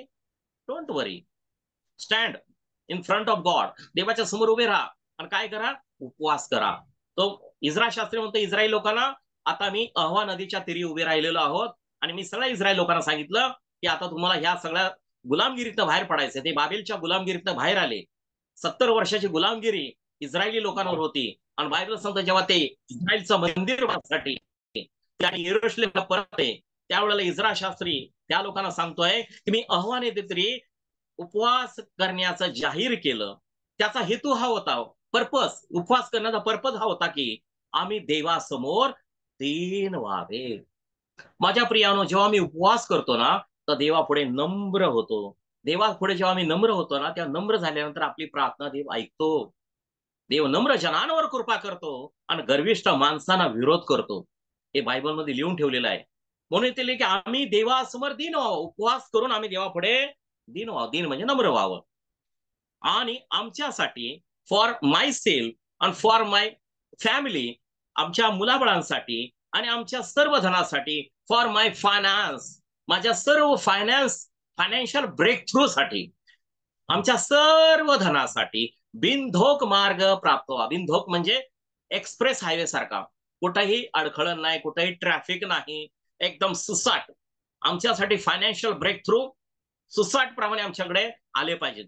कधी पैसे असे थोडे थोडे नाही आले पाहिजे, एकदम छप्पर फाडके. अशा प्रकारे आमच्या जीवनावर आशीर्वाद आले पाहिजेत. म्हणून इथं हा इस्रा शास्त्री सांगतोय की आमच्या सर्व धनासाठी बिनधोक मार्ग प्राप्त व्हावा असे आमच्या देवासमोर दीन होऊन आम्ही मागावे. ते देवा, आम्ही दीन होऊन तुझ्याकडे मागतो आमच्यासाठी, आमच्या मुलाबाळांसाठी आणि आमच्या पैशा पाण्याचे सगळे आशीर्वाद मोकळे होण्यासाठी. हे देव बापा, आम्ही तुझ्या पुढे नम्र होऊन प्रार्थना करतो. माझ्या प्रियानो, असं उपवास धरून तुम्ही नम्र होऊन जर प्रार्थना केली तर तुमचा माझा देव सर्व पैशा पाण्याचे आशीर्वाद मोकळे करतो. सर्व पैशा पाण्याचे कधीच तुम्हाला आर्थिक अडचणी कधी येणार नाही. तुमचं जे काही लोकांचं देणं असेल, सगळं लोकांचं देणं मिटून 4 पैसे पुरून उरणारे आशीर्वाद तुमच्याकडे असतील, तुमच्या माझ्याकडे. हे उपवासन प्रार्थनेचं सामर्थ्य आहे. फास्टिंग आणि प्रेयर करण्याच्या द्वारे माझ्या प्रियानो आम्ही नम्र होतो. जेव्हा फास्टिंग आणि प्रेयर नाही केले तेव्हा माणसं काय करतात, डरकाळ्या पडतात. आणि जेव्हा जेवण केलेलं आहे त्याच्या तोंडात आवाज हळूच येतो. आवाज हळू येतो म्हणजे नम्र आवाज येतो. कळलं का? हा त्याचा मागचा मूळ पर्पज आहे. फास्टिंग मध्ये गेल्यानंतर माणसं नम्र होतात, दीन होतात. आणि दीन होऊन येशूकडे आपण जेव्हा मागतो देवाकडे, येशूच्या नावामध्ये, देव बापा आमची अशी प्रार्थना म्हणते, माझ्यासाठी, माझ्या परिवारासाठी, हे दे बापा पैशा पाण्याचे सगळे मार्ग मोकळे होते दे बापा, माझ्या जीवनातली सर्व रखडलेली कामं पूर्ण होते दे बापा, कुठेही अडखळण येऊ दे नको देवा, आमच्या जीवनातले सर्व अडथळे येशूच्या नावात निघून जाऊ दे बापा, आमच्या परिवार दया कर, कृपा कर, अनुग्रह कर माझ्या देवा. येशूच्या नावात आम्ही प्रार्थना मागतो. असं नम्र होऊन देवाकडे तुम्ही प्रार्थना कराल माझ्या प्रियानो, तुमच्या माझ्यासाठी फायनान्शियल ब्रेक थ्रू तुम्ही मी पाहणार. लिहिलेलं आहे बघा, जेव्हा तुम्ही उपवासन प्रार्थना केल्यामुळे हे तुमच्या माझ्यासाठी आशीर्वाद मोकळे होतात. तर उपवासन प्रार्थना केल्यामुळे काय आशीर्वाद मिळतात ते आज आपण पाहणार आहोत. पहिला आशीर्वाद, उपवासाने प्रार्थना केल्यावर पहिला आशीर्वाद हा मिळतो की देव आमची प्रार्थना ऐकतो. देव आमची प्रार्थना ऐकतो. म्हणजे तुम्ही फास्टिंग केले आणि उपवास आणि प्रार्थना पण केलेली आहे तर तुमची माझी प्रार्थना स्वर्गाच्या सिंहासनापर्यंत जाऊन पोहोचते. आणि त्या प्रार्थनेचं उत्तर येणाऱ्या दिवसात तुमच्या माझ्याकडे काय होतं, पोच होतं. स्वर्गदूत ती प्रार्थना विनंतीचं उत्तर घेऊन येतात आशीर्वादाच्या रूपाने, ब्लेसिंगच्या रूपाने.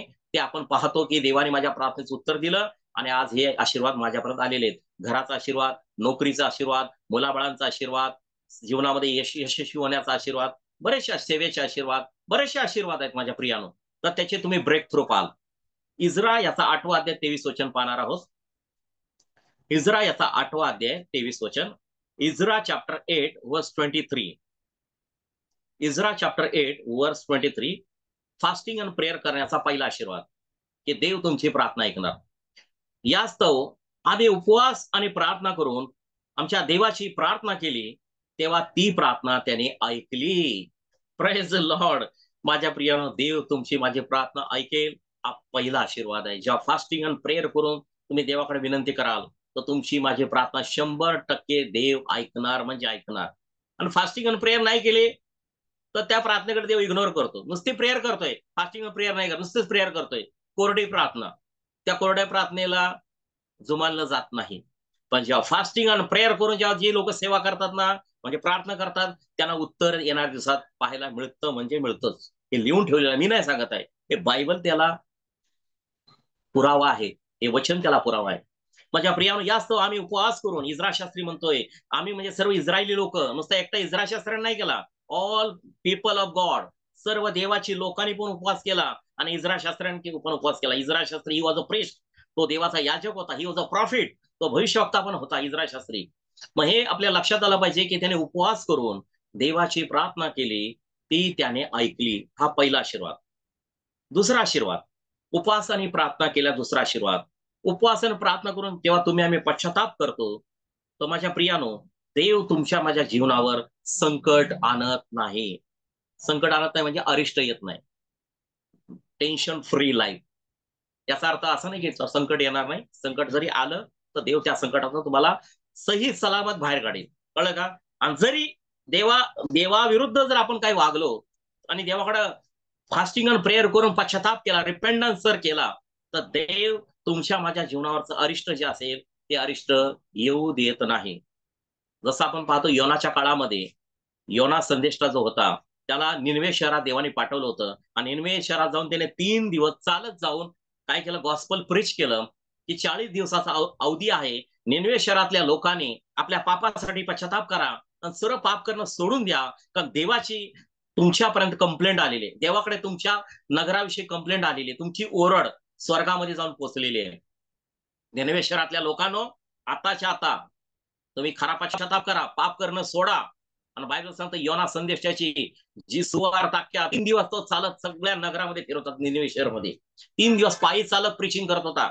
आणि बायबल सांगतं त्या सिंहासनावरून निनिवे शहराचा राजा उठला, त्याचे सगळी लोक उठली. बायबल सांगतं सगळी माणसं, सगळी जनावरं, त्यांनी सगळ्यांनी उपवास केला. नुसतं नुसतं माणसानीच नाही, तिथे लिहिलेलं आहे जनावरांनी पण, त्यांना सुद्धा काही खायला दिलं नाही त्या दिवसाच्या फास्टिंग मध्ये. ते वाचा योना संदेशाचं पुस्तक. आणि त्यांनी गोंताट नेसलं मनुष्याने, प्राण्यांना नाही गोंताट दिलं, मनुष्याला सांगतो. त्या सर्व प्रिचिंग केली त्या निनिवे शहरातल्या लोकांनी, सर्वांनी गोंताट, गोंताट म्हणजे आपली गोंडपाट म्हणतो ना, ते गोंताट त्यांनी नेसलं. त्या काळात उपवास कसा करायचा, लोक काय करायची, वस्त्र फाडायची, गोंताट नेसायचे आणि राख अंगावर उधळून घ्यायची. हे जुन्या करारातला उपवास होता. पण नवीन करारातल्या लोकांनी तसं काही करायचं नाही. आपल्याला काय राख वगैरे पांघरून घ्यायची गरज नाही, कळलं का. आपल्याला राख जुन्या कराराप्रमाणे एखादी राख कुठं ते घ्यायची, अंगावर ओतून घ्यायची. हा उपवास आता प्रभूने दिलेला नाहीये. तर आपण पाहूया योना याचा 3रा अध्याय 5वं वचन. योना याचा 3रा अध्याय 5वं वचन. निनवेतील लोकांनी जिवंत देवावर विश्वास ठेवला, म्हणजे यहोवा परमेश्वर विश्वास ठेवला व त्यांनी उपवास नेमला. कोणी, निनवे शहराच्या लोकांनी. योना चॅप्टर 3 वर्स 5. जोना चॅप्टर 3 वर्स 5. निनवेतील लोकांनी जिवंत देवावर यहोवा परमेश्वरावर विश्वास ठेवला आणि त्यांनी उपवास नेमला. एक उपवासाचा दिवस ठरवला आणि सर्वांनी गोंदपाट नेसले. सर्वांनी गोंदपाट, गोंदपाट जे असतं, जे आपण हे आणतो ना किराणा माल वगैरे, गहू ज्वारी बाजरी, त्याचं सगळं गोंदपाटासारखे कपडे जे आहेत ते त्यांनी, ड्रेस कोड जो होता तो त्यांनी नेसला. लेडीज जेंट्स लहान मुलांपासून सगळ्यांनी गोंदपाट नेसले. आणि देवाने त्यांचं ते वर्तन स्वर्गातनं पाहिलं. निनवे शहरातल्या लोकांनी 40 दिवसाचा टाइम पिरियड दिला होता, repent to God and turn to God. तर बायबल सांगतात देवाने त्यांचं वर्तन स्वर्गातनं पाहिलं आणि ते आपल्या कुमार्गापासून वळले आहेत हे देवाने पाहिलं. ते टर्न टू गॉड, त्याने पाहिलं की त्यांनी वाईट मार्ग सोडला आहे, पोर्नोग्राफी बघायचं सोडलेलं आहे, व्यभिचार करायला सोडलेला आहे, लोकांना दोष द्यायचं सोडलेलं आहे, मस्तर करायला सोडलेलं आहे, जगातल्या गोष्टींवर जीव लावायचा सोडलेला आहे, वाईट गोष्टी सोडून दिलेल्या आहेत. They turn from the wicked ways. त्या वाईट मार्गापासून त्यांनी आपलं मन वळवलेलं आहे, कुमार्गापासून वळले आहेत हे देवाने पाहिलं, स्वर्गातल्या देवाने. तेव्हा त्यांच्यावर अरिष्ट आणीन असं जो देव बोलला होता. देव म्हटला तर मी या लोकांना 40 दिवसात टाइम दिला, नाही दिला तर सदोम आणि गमोरा सारखे यांची अवस्था करून टाकेल. निनवे शहर 40 दिवसात काय करेल, जाळून टाकील किंवा भस्म करून टाकील. असं देवाला राग आला होता निनवे शहराविषयी, कारण त्या शहराची दुष्टाई वाढली होती, पाप वाढलं होतं. मग देवानी योना संदेशाला त्या ठिकाणी प्रीचिंग करायला पाठवलं होतं, जा आणि जाऊन त्या लोकांना सांग.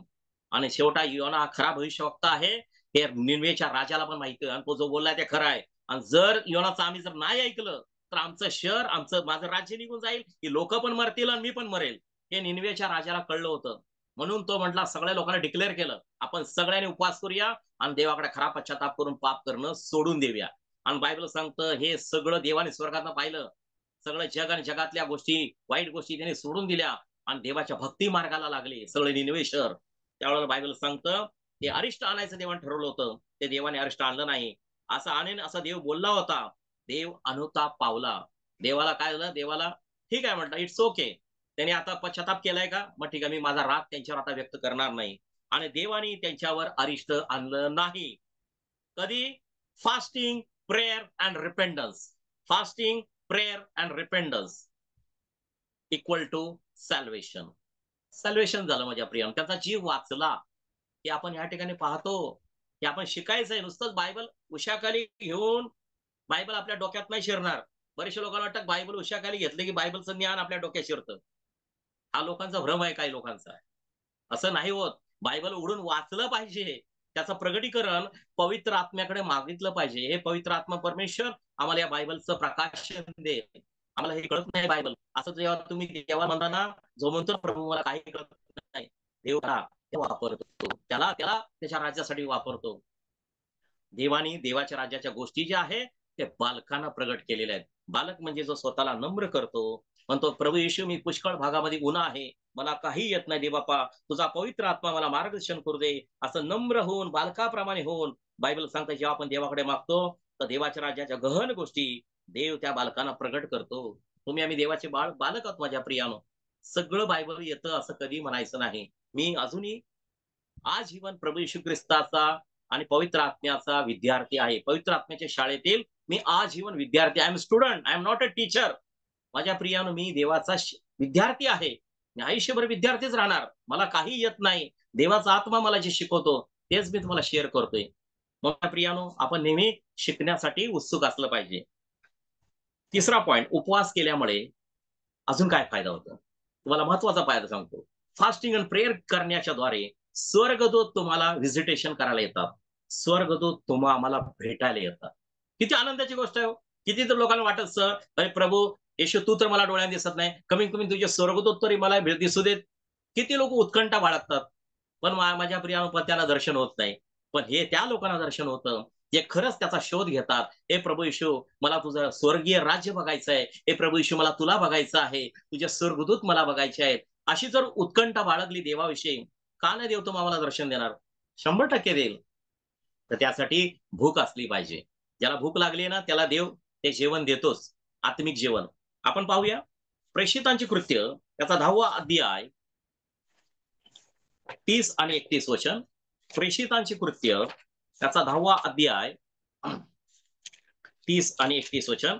ऍक्ट चॅप्टर 10 वर्स 30 and 31. ऍक्ट चॅप्टर 10 वर्स 30 and 31. तेव्हा कर्नल्या म्हणाला, आज 4 दिवस झाले मी आपल्या घरी तिसऱ्या प्रहरी प्रार्थना व उपवास करत होतो. किती दिवस? 4 दिवस. Fasting and prayer. Cornelius was praying 4 days and fasting. 4 दिवस तो प्रार्थना करत होता, विचार करा, आणि उपवास पण करत होता. नुसताच प्रार्थना नाही, तिथे ऍड केलेलं आहे प्रार्थना आणि उपवास करत होतो. 4 दिवस कर्नल्या फास्टिंग अँड प्रेयर करत होता. त्याचे ब्रेक थ्रू बघा काय मिळाले. करत होतो तेव्हा पहा, तेजस्वी वस्त्रे परिधान केलेला एक पुरुष माझ्या पुढे उभा राहून म्हणाला. तेजस्वी वस्त्रे. Who was he? He was a angel. Angel. माझ्या प्रियानो, स्वर्गदूत त्याच्या पुढे उभा राहून म्हणाला, कर्नल्या, तुझी प्रार्थना ऐकण्यात आलेली आहे. Cornelius, your prayer has been heard. तुझी प्रार्थना ऐकण्यात आलेली आहे आणि देवासमोर तुझ्या दानधर्माचं स्मरण करण्यात आलेलं आहे. देवासमोर तू लोकांना जे दानधर्म करतो त्याचं स्मरण करण्यात आलेलं आहे. गिनीज वर्ल्ड बुक मध्ये, गिनीज वर्ल्ड बुक मध्ये कर्नल्याचं नाव नाही माझ्या प्रियानो, पण जीवनातल्या पुस्तकामध्ये कर्नल्याचं नाव आहे. पण कर्नल्या फास्टिंग आणि प्रेयर करायचा आणि दानधर्म करायचा. या 3 क्वालिटी त्याच्यामध्ये होत्या. आणि तो देवाचं भय पण बाळगायचा. 4 क्वालिटी होत्या माझ्या प्रियानो. म्हणून कर्नल्याचं नाव बायबलमध्ये मेन्शन केलेलं आहे. माझ्या प्रियानो, आम्ही पण देवाच्या मंडळीने तर फास्टिंग आणि प्रेयर जर करू आणि देवाला रोज शोधू, बायबल वाचू जास्तीत जास्त, तर नक्कीच तुम्हाला भेटायला स्वर्गदूत देव पाठवेल. आणि त्याच्या वेळेनुसार देव तुमचं माझं जीवन पाहिल. त्यानुसार परमेश्वर नक्कीच आपल्या भेटीसाठी स्वर्गदूतांची भेट घडविल. आणि तसं काम पण असलं पाहिजे, की आपली सेवा पण तशी असली पाहिजे, की स्वर्गदूत पाठवण्यासाठी. दानियेलाचं काम तसं होतं, पण दानियेलाला देवाने स्वर्गदूत गब्रियलला पाठवलं होतं. चौथा आशीर्वाद, फास्टिंग अँड प्रेयर करण्याद्वारे शारीरिक आणि मानसिक जखम तुमची माझी लवकर भरेल. शारीरिक जखम जे असेल, फिजिकली काही तुम्हाला इंजुरी झाली असेल, तर ती पण जखम भरेल जर फास्टिंग तुम्ही करत असाल. Fasting and prayer. Fasting and prayer most important. तुमच्या माझ्या शरीराची जखम, मनाची जखम, मनात झाली जखम, लोकांनी तुम्हाला तोडून बोलला असेल, काही अपशब्द बोलला असेल, हर्ट केला असेल, ती सगळी जखम फास्टिंग अँड प्रेयरच्या द्वारे भरून काढली जाईल आणि ती लवकर भरेल. कळलं का? हे लिहून ठेवलंय बायबलमध्ये. पाहूया आपण यशा 58 अध्याय 8 वचन. आयझिया चॅप्टर 58 वर्स 8. आयझिया चॅप्टर 58 वर्स 8. यशा 58 अध्याय 8 वचन. असे करशील, म्हणजे फास्टिंग अँड प्रेयर जर तू करशील, असे करशील तर तुझा प्रकाश प्रभातीप्रमाणे फाकेल, तुझी जखम लवकर भरेल. Praise the Lord. तुमची माझी मनाला झालेली जखम, लोकांनी तोडून बोलला असेल, हर्ट केला असेल, ती सगळी जखम आहे ती लवकर भरेल. शरीराला झालेली जखम पण लवकर भरेल. लोकांनी तोडून बोलला असेल, ती सगळी जखम लवकर भरेल. आणि सांगितलं की तुझी नीतिमत्ता तुझ्या पुढे चालेल आणि परमेश्वराचा गौरव तुझा पाठीराखा होईल. ते माझ्या प्रियानो, फास्टिंग अँड प्रेयरचे आशीर्वाद आहेत. म्हणून तुमच्या माझ्या जीवनाचं लवकर जखम भरेल, लवकर कर्ज भरेल, लवकर कर्जाचे हप्ते पण भरले जातील. जखम पण भरेल आणि लवकर कर्जाचे हप्ते पण भरले जातील आणि आयुष्यात पुन्हा कर्ज पण काढायचं नाही. देवाची खरी जी माणसं असतात, येशू ख्रिस्ताची माणसं, ती कधी कर्ज काढत नाहीत. सैतान लोकांना कर्ज काढायला लावतो. म्हणून आपण सावधान झालं पाहिजे. आपण येशूच्या माणसाने कर्ज काढू नये. अनुवाद 28:12चं वचन आहे. अनुवाद 28:12 मध्ये लिहिलंय, तू उसने घेणारा नाही, तो लोकांना उसनं देणारा होशील. माझ्या प्रियानो, येशू ख्रिस्ताची लोक, खरी खरी ख्रिस्ती लोक मी सांगतोय, ती कधीही कर्ज काढत नाही. आणि जे काढतात त्यांना त्याच्याशी मी काय बोलत नाही. मग त्यांनी निवड काय असते की आम्ही आम्ही आम्ही आमचा यहोवा इरे बँक आहे का आमचा यहोवा इरे आमचा देव आहे? बँक तुमच्यासाठी यहोवा इरे असेल तर तुम्ही कर्जबाजारी होणार. आणि जर तुमच्यासाठी बँक नाही, येशू ख्रिस्त तुमचा यहोवा इरे, तर देव तुमचा पुरवठा करणारा होणार. हे लक्षात ठेवा. येशूची खरी माणसं मी अनेकांना एन्करेज करतो, कर्ज काढू नका, क्रेडिट कार्डचं लोन घेऊ नका, कुठलेही लोन काढू नका. शांतीने सुखाने झोप हवी आहे ना, कर्ज नका काढू. देव जे देतो त्यात तुम्ही, बायबल सांगतं, देवाने तुम्हाला जेवढं दिलं तेवढा तुम्ही तृप्त असावं. इब्री 13:5 मध्ये लिहिलंय. हिब्रू चॅप्टर 13:5, तुमची वागणूक द्रव्य लोभा वाचून असावी. येशूने पैसे दिले, येशू खूप चांगला आहे, आणि येशूने पैसे नाही दिले, येशू चांगला नाही. हे कोणी सांगितलं? तुमची वागणूक द्रव्य लोभा वाचून असावी. देवाने द्रव्य दिलं तर येशू खूप चांगला आहे. तुमची माझी देवाशी जी वागणूक आहे, इब्री 13:5 मध्ये लिहिलेले, तुमची वागणूक द्रव्य लोभा वाचून असावी. जवळ आहे तेवढ्यात तुम्ही तृप्त असावं. जवळ देवाला जो काही परमेश्वर आशीर्वाद दिले, पैसे दिलेत, तेवढ्या तुम्ही तृप्त असावं. 2 मासे 5 भाकरी दिल्या, तेवढा तृप्त असावं. देव त्या पगाराला तुमच्या मल्टिप्लाय करेल. त्या पगारात सगळा खर्च भागेल परिवाराचा, आणि पुरून उरतील बँकेत अजून पैसे. पण आज आम्ही तर देवाचा दशमावून देत नाही, त्यात मधल्यामध्ये चोरतो. दिला तर दिला, नाही दिला तर नाही दिला. कर्जाच्या हप्त्यातच सगळा पगार कट होऊन जातो. मग म्हणतो, प्रभू आम्हाला दशमा द्यायचा होता, पण काय बँकेचे आम्ही लोन एवढे काढलेत की ते दशमा द्यायलाच होत नाही. कसे पैसे शाप येतात हे सगळे, माहित नाहीत लोकांना. म्हणून पवित्र शास्त्र वाचा माझ्या प्रियानो. कारण आज माझ्या लोकांचा नाश ज्ञानाच्या अभावाने होत आहे. होशे 4:6 देव म्हणतो, आज लोकांना ज्ञान नाही, बायबलचं ज्ञान नाहीये. बायबल वाचत नाही. घरात बायबल असून जगाचं ज्ञान घागर में सागर आहे. त्या बायबलमध्ये जगाचं ज्ञान ओतून ठेवलेलं आहे. घागर में सागर, या बायबल रूपी घागरीमध्ये सागरा एवढं ज्ञान ओतून ठेवलंय. पण आज लोकांना वाचायला वेळ नाही, आणि सांगणारा कोणी प्रचारक फार कमी आहे. त्यामुळे लोकांना बायबल विषयी एवढं महत्व वाटत नाही. जगातले सगळे न्यूजपेपर वाचतायत, बातम्या न्यूज पाहतायत, तिकडे भरपूर वेळ देत आहेत, पण पवित्र शास्त्र वाचायला त्यांना वेळ नाहीये. मग ते वाचलं तर तुम्ही वाचाल तर तुम्ही खरे वाचाल. तुम्ही बायबलच नाही वाचलं तर कशा आयुष्यात वाचाल? सैतान तुम्हाला येड्यात काढल, कर्जबाजारी करून भिकेला लावल. असं नका करू माझ्या प्रियानो. म्हणून तिला शारीरिक आणि मानसिक जखम लवकर भरेल, तुमचे कर्जाचे हप्ते लवकर भरतील, जर तुम्ही फास्टिंग आणि प्रेयर जर कराल आणि परत कर्ज काढणार नाही, देवाकडे खरा पश्चाताप कराल. ते देवा, आम्हाला आयुष्यात पुन्हा पुढे हात पकडायची वेळ येऊ नको. तर आमचा बाप स्वर्गातला एवढा श्रीमंत आहे, आम्ही भिकारी लोक नाहीये कर्ज काढणारी. आम्ही आम्ही लोकांच्या दयेवर जगणारी लोक नाहीये. आम्ही येशू ख्रिस्ताच्या दयेवर जगणारी लोक आहोत. म्हणून दावीद म्हणतो, हे परमेश्वरा, माझा तुझ्या दयेवर भरोसा आहे. यीशु तेरी दया से मैं जीवन जीता हूं, यीशु तेरी कृपा से मैं मेरे जीवन में आगे बढ़ता हूं. माझ्या प्रियानं, येशूच्या दयेवर आपण जगणारी लोक आहोत, नका बँकेच्या दयेवर जगणारी. बँक आम्हाला लोन पास करून देईल तेव्हा आम्ही स्वप्न पूर्ण करू. I am so sorry. जे लोक ह्या ऍटिट्यूड मध्ये चालतायत ते लोक नेहमी त्रासामध्ये, डिप्रेशन मध्ये असतात. मग आपण असू नये. अजून 5वा आशीर्वाद, फास्टिंग आणि प्रेयर करण्याद्वारे, की देव उपवास आणि प्रार्थना करणाऱ्या लोकांच्या हाडांना मजबूत करतो. तुमची हाडं आहेत ना, हाडं, शरीरातली हाडं, बोन्स, ही मजबूत राहतात. हाडं मजबूत मजबूत कमजोर राहत नाही, ठिसूळ राहत नाहीत. जर तुम्ही फास्टिंग आणि प्रेयर करत असाल, खरा पश्चाताप करून जीवन जगत असाल, तुमची हाडं देखील मजबूत राहणार, बळकट राहणार. हे लिहून ठेवलंय बायबलमध्ये. यशायाचा 58:11 वचन, यशायाचा 58:11 वचन, परमेश्वर तुझा सततचा मार्गदर्शक होईल, आणि तू तो अवश्य समय तुझ्या जीवास तृप्त करील, आणि तुझ्या हाडांना मजबूत करील. तुझ्या हाडांना मजबूत करील. माझ्या प्रियानं, फास्टिंग आणि प्रेयरच्या द्वारे तुमची हाडं देखील मजबूत राहतात. तू भरपूर पाणी दिलेल्या मळ्याप्रमाणे होशील, आणि कधी न आटणाऱ्या झऱ्याप्रमाणे होशील. आमचा पैशा पाण्याचा झरा पण कधी आटणार नाही. नेहमी आपल्याकडे अबंडंटली ब्लेसिंग असतील माझ्या प्रियानो. कधी असं नाही की बाबा शेवटचा महिना आहे, महिना अखेर आहे. No no. जे पहिल्या तारखेवर जो पगार असतो तो शेवटच्या 30 तारखेला पण आमचा तेवढाच अकाउंटमध्ये बॅलन्स असतो. ही खऱ्या विश्वासणाऱ्या लोकांचं लक्षण आहे. नाहीतर लोक मोठमोठा पगार घेतात आणि 500 रुपयाला महाग आहेत. ह्या मित्राकडे त्या मित्राकडे लोक हात पसरवत आहेत. अशी हात पसरायची वेळ कधी येणार नाही. हे श्राप माणसाच्या जीवनावर येणार नाहीत माझ्या प्रियानो. म्हणून जे फास्टिंग आणि प्रेयर करतात, बायबल सांगतं त्यांच्या हाडांना देव मजबूत करतो. कारण जो आपला आयुष्याचा वेळ प्रार्थनेमध्ये घालवतो, गुडघ्यावर जातो, हात दोन्ही वर करतो, देव त्याची हाडे पण सांभाळतो. स्तोत्र 34:20 मध्ये लिहिलंय, स्तोत्र 34:20 मध्ये लिहिलेलं आहे. स्तोत्र 34 वर्स 20 मध्ये लिहिलंय की यहोवा परमेश्वर त्यांची सर्व हाडे सांभाळतो, त्यातलं एकही हाड मोडू देत नाही. एकही हाड बोन्स आहे ना, मोडू देत नाही.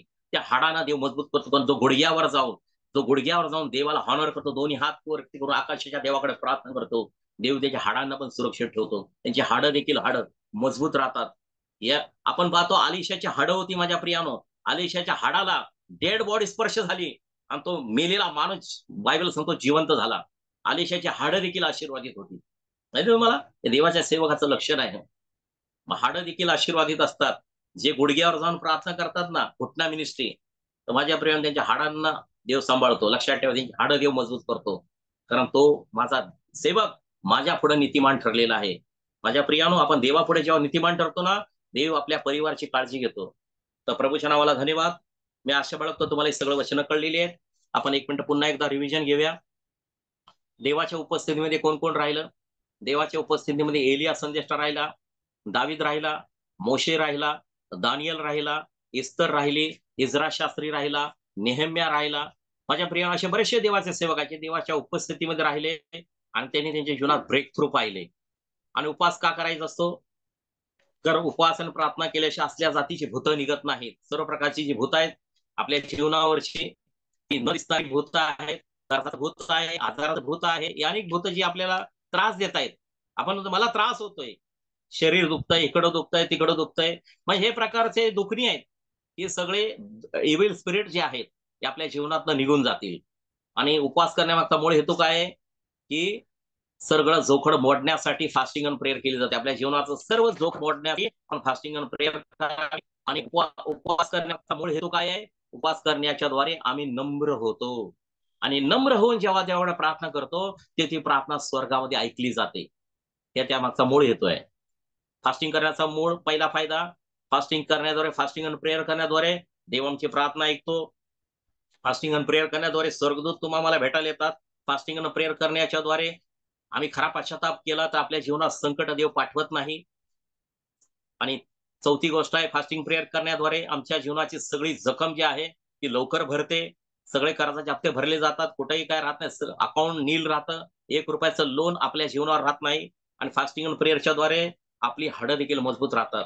हे आज आपण या ठिकाणी शिकलेलो आहे माझ्या प्रियानो. मी आशा बाळगतो तुम्हाला हे सगळे वचनं कळलेले आहेत. परमेश्वर तुम्हाला सर्व वचनाद्वारे येशूच्या नावात आशीर्वादित करो. प्रार्थना करूया. सर्व समर्थ देवा, या क्षणाला देवा तुझ्या प्रिय लेकरांची वचनाद्वारे भेट घेतलीस, तुला धन्यवाद देतो. आज प्रभू त्यांच्या जीवनाला तू स्पर्श केला, धन्यवाद देतो. त्यांचे आत्मिक डोळे उघडलेस प्रभू, तुला धन्यवाद देतो. प्रभू आज जे काही वचन ऐकत आहे देवा ऑनलाईनच्या द्वारे, या प्रत्येकाच्या जीवनाला स्पर्श कर देवा. त्यांच्या जीवनाला सर्व प्रकारचं कर्ज ईश्वराला निघून जाऊ दे, सर्व आजार निघून जाऊ दे, सर्व दारिद्र्य निघून जाऊ दे. आणि प्रभू ते फास्टिंग आणि प्रेयरच्या द्वारे स्पिरिच्युअल चांगले prayer warrior, strong prayer warrior येशूच्या नावात हो दे. आणि सैतानाच्या साम्राज्यामध्ये दे बापा हे उभे राहू दे येशूच्या नावामध्ये. आणि प्रभू ती आत्मिक लढाई लढू दे. आणि प्रभू ते त्यांच्या जीवनात यशस्वी आणि विजयी होऊ दे. असं तो अद्भुत कार्य केलंस, पित्या तुला धन्यवाद देतो. मान महिमा गौरव पित्या तुला देतो. आणि ही प्रार्थना प्रभू येशू ख्रिस्ताच्या नावात मागतो म्हणा एक पित्या, आमेन.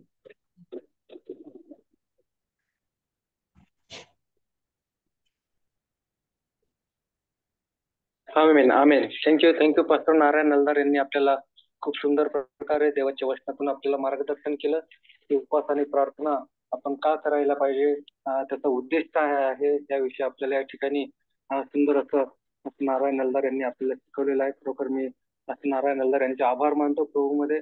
परमेश्वर त्यांना आशीर्वादित करू आणि त्यांची सेवा परमेश्वर आशीर्वादित करू. आपण बघितलं एलियाच्या जीवनाद्वारे, दाविदाच्या जीवनाद्वारे, मोशेच्या जीवनाद्वारे, दानियेलाच्या जीवनाद्वारे, इज्राच्या जीवनाद्वारे, येशू ख्रिस्ताच्या जीवनाद्वारे आपल्याला अद्भुत रीतीने या ठिकाणी उपास आणि प्रार्थनेविषयी शिकायला मिळालेलं आहे. एस्तेरच्या जीवनाकडून आपल्याला शिकायला मिळालेलं आहे. आणि आपण बघितलं की उपास आणि प्रार्थना का करायला पाहिजे आणि त्याचा उद्देश काय आहे. ते उद्देश जो आहे तो म्हणजे की आपण नम्र व्हायला पाहिजे देवाच्या सानिध्यामध्ये. जसं इज्राने त्या ठिकाणी उपास केला, आपण बघितलं योनाने त्या ठिकाणी उपास केलेला आहे. आणि उपासाद्वारे मिळणारे जे आशीर्वाद आहे की देव आपली प्रार्थना ऐकतो, देव आपल्यावरती जे संकट कोणतंही आणत नाही आणि अशा प्रकारे परमेश्वर आपल्या जीवनामध्ये काम करतो. म्हणून या वचनाद्वारे आपण सगळे आशीर्वादित झालेले आहोत. आणि आपल्याला जर कुणाला काही बोलायचं असेल, परमेश्वर आपल्याशी काही बोलला असेल तर आपण बोलू शकता.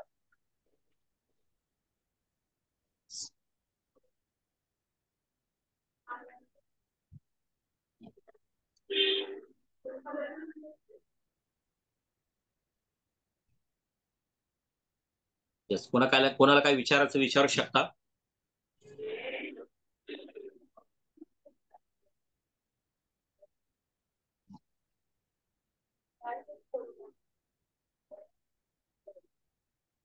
कोणाला काय प्रश्न असतील, कोणाला काय विचारायचं असेल विचारू शकता.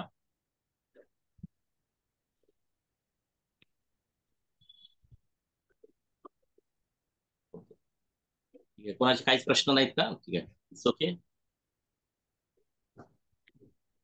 आजच्या संदेशाद्वारे जर कुणाला काय बोलला असेल तर आपण बोलू शकता. Praise the Lord. परमेश्वराच्या प्रेज नावाला लॉर्ड, बोला. धन्यवाद. खरोखर सुंदरच्या वचनातून आणि संदेशातून मी आशीर्वादित झाली. उपास प्रार्थनेचं महत्व प्रभूने नव्याने मला दाखवून दिलं. खरोखर जे नेहमी आपण ते वचन वाचतो, पण फक्त वाचतो नाही का, पण त्याचा उलगडा आज प्रभूने करून दिला आणि त्याचं सामर्थ्य उपास प्रार्थनेत काय असतं हे दाखवून दिलं. मी परमेश्वराच्या नावाला गौरव देते. मागच्या आठवड्यात मी असंच प्रयत्न केले की आज मी उपास धरते. काही कारणास्तव मी रात्री जेवले नाही, परत माझ्या मनात आलं नको नको, आता मला परत अशक्तपणा येईल, असं होईल तसं होईल. आणि चहा बरोबर 2च बिस्किट खाल्ले असेल, पण मला इतकं ते मनाला लागलं की प्रभू, मी तुला ते शब्द दिले होते नाही का, आणि सामर्थ्य पूर्ण होतं. परमेश्वर तू आहे, माझा भुकेचा आत्मा मी तुझ्या हाती दिला होता, मग माझ्याकडनं अशी चूक का झाली. आज ह्याच आठवड्यात तेच वचन आलं आणि प्रभूने मला त्याद्वारे स्पर्श केला नाही का, की नाही तू उपास कर, आपले गुडघे टेक आणि प्रभूकडे नम्र हो नाही का. धन्यवाद देते परमेश्वराला की ज्या गोष्टीची उणीव होती ती ब्रदरांद्वारे प्रभूने पूर्ण केली. आणि खरोखर जे कर्जमुक्ती आहे किंवा जे आजारपण आहे, आपण नुसतं म्हणू शकतो की हा मला हे दुखतं ते दुखतं, पण काय कारण आहे, आपण प्रभूमध्ये किती कमी पडत आहोत हे प्रभूने मला शिकवून दिलं. मी परमेश्वराच्या नावाला खरोखर धन्यवाद देते. तुझी स्तुती करते. Praise the Lord.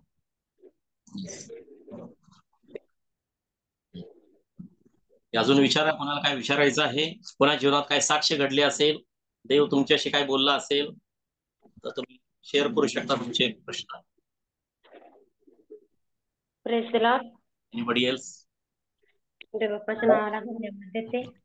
आजचं वचन खूप सुंदर होतं. ते वचन आज माझ्यासाठीच होतं. आता सिस्टर बोलल्या की मला मागच्या आठवड्यात उपास करायचे होते. मला पण मागच्या आठवड्यात आपल्याला पवित्र आत्मा मार्गदर्शन करतो, आपल्याला सांगतो पवित्र आत्मा ही अडचण आहे आणि असं उपास कर. मला पवित्र आत्म्याने मागच्या आठवड्यात सांगितलंय की उपास कर, ही अडचण आहे, ह्या अडचणीवर देवबाप्पाचा एकच आवाज येतो की उपास कर, एकच आवाज. आणि तो उपास मी म्हटलं हो मी करणार उपास, पण मी पुढच्या म्हणजे असं पुढं लागलात मी पण उपास, माझ्याकडून पण उपास झाला नाही आणि मी 3 उपास करन असं मी देवबाप्पाला पण असं म्हणजे देवबाप्पानी मला जसं बोललं तसंच मी देवबाप्पाला बोलले की मी 3 उपास करत. पण मी म्हटलं मी करणार. आणि पण आज मला देवबाप्पाने खरंच तेच वचन दिलं की उपास प्रार्थना केल्यानंतर आपलं ज्या अडचणी आहेत त्या दूर होतात आणि मी नक्कीच उपास करणार. देवबाप्पाला धन्यवाद. आणि देवबाप्पा जे आपली अडचण आहे त्या अडचणी करून देतो, आपलं मन फक्त बघतो देवबाप्पा. मागच्या आठवड्यामध्ये कुणाल दादाला बोलले, माग 1 महिन्यापूर्वी कुणाल दादाला बोलले, दादा असा इश्विताचा प्रॉब्लेम झालेला आहे म्हटलं शाळेचा, तर प्रार्थनेमध्ये ठेवा. गुरुवारच्या प्रार्थने विनंतीमध्ये दादाने ठेवलंय की तिचं जे फॉर्म निघतात ते फॉर्म मध्ये तिचं फ्री 10वी पर्यंत शिक्षण व्हावं आणि चांगली शाळा तिला मिळावी. खरंच देवबाप्पा इतका अद्भुत कार्य करणार आहे की आजच मी, आणि असं मध्ये ऍडमिशन कुठंच मिळत नाही की माझ्या मुलीला आज ऍडमिशन मी करून आले. 1ली मध्ये सेमी मध्ये तिला टाकलं, पहिले इंग्लिश मिडियमला होते, आता मध्येच तर तिचं हे पण ऍडमिशन पण फ्री झालं. आणि ते ऍडमिशन फ्री झालंय ते माझं, आणि आपण आपल्या बुद्धीने चालतो पण देवाचं कार्य आपल्या पलीकडे आपण विचार पण करत नाही. देवाचं कार्य असं आहे. माझ्या मनात सुद्धा नव्हतं की देव बाप्पा ईश्विताचं असं झालंय, तिचं पूर्ण ऍडमिशन ते एकदम छान झालं, फ्री झालं, सगळं झालं. आणि अक्षरशः काल माझ्याकडे काल अक्षरशः काहीच पैसे नाही. देव बाप्पा तुमच्या इच्छेने मी माझ्या मिस्टरांना पण म्हटलं नाही की हो माझ्याकडे पैसे नाही म्हटलं. का की मग तुम्हाला का सांगितलं नाही तुझ्याकडे पैसे नाही असं तसं. मग ते ऍडजस्टमेंट करतील पण नको म्हटलं. त्यांना पण मी सांगत नाही. अक्षरशः देव बाप्पाने कधी डोक्यात पण विचार केला नाही. असं इश्यूता दवाखान्यात ऍडमिट होती. तर तिचे ते पैसे होते 25,000 कितीतरी तिचं बिल आलं होतं 12,000 का 18,000 असं काहीतरी. तर ती फाईल आम्ही टाकली होती. आणि त्याचा विचार कधी केला नाही मी देवबाप्पाला त्याच्यासाठी कधी प्रार्थना पण केली नाही की देवबाप्पा ही फाईल टाकली ही मंजूर व्हावी अशी व्हावी. पण खरं देवबाप्पाचे इतके धन्यवाद देते की ती फाईल काल मंजूर झाली आणि बँकेमध्ये 14,000 रुपये जमा झाले. आम्हाला माहित पण नाही ते पैसे कशाचे जमा झाले. माझे मिस्टर म्हणतात की थांब मी पगार झाला का विचारून बघतो. तर म्हटलं अहो असं कसं 28 तारखेला कसा पगार होईल, 7 तारखेला पगार होईल. तर नाही म्हटलं तुम्ही विचारून बघा. तर खरं देवबाप्पाच्या नावाला इतका धन्यवाद देते की तो पगार नाही झाले ना तेच पैसे जमा झालेले आहेत. देवबाप्पाच्या नावाला कोटी कोटी धन्यवाद देते. देवबाप्पा कुठून आणि कुठून जुळवून देतेच आपल्याला. खरं देवबाप्पाच्या नावाला खूप खूप धन्यवाद देते. थँक्यू. Praise the Lord.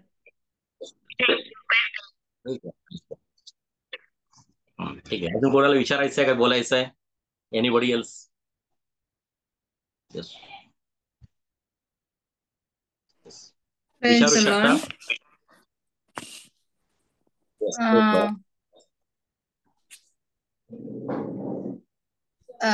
आपले 40 दिवसाचे फास्टिंग आहे, तर त्याच्यामध्ये आमच्या कोणी नर्सेस असं विचारतात की फास्टिंग मध्ये चिकन मटन वगैरे खाऊ नाही, म्हणजे रेग्युलर जेवण जेवायचं पण त्याच्यामध्ये चिकन मटन वगैरे हे नाही खायचं. तर असं हे काय उपास आहे का असं? तसं काही नाही, तसं काही नाही. तुम्हाला जे आवडतं ते खावा, काय अडचण नाही.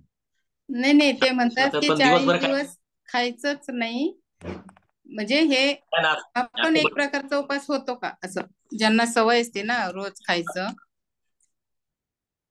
काही हॅलो, बंधन नाहीये. बायबल सांग असं काही बंधन नाहीये.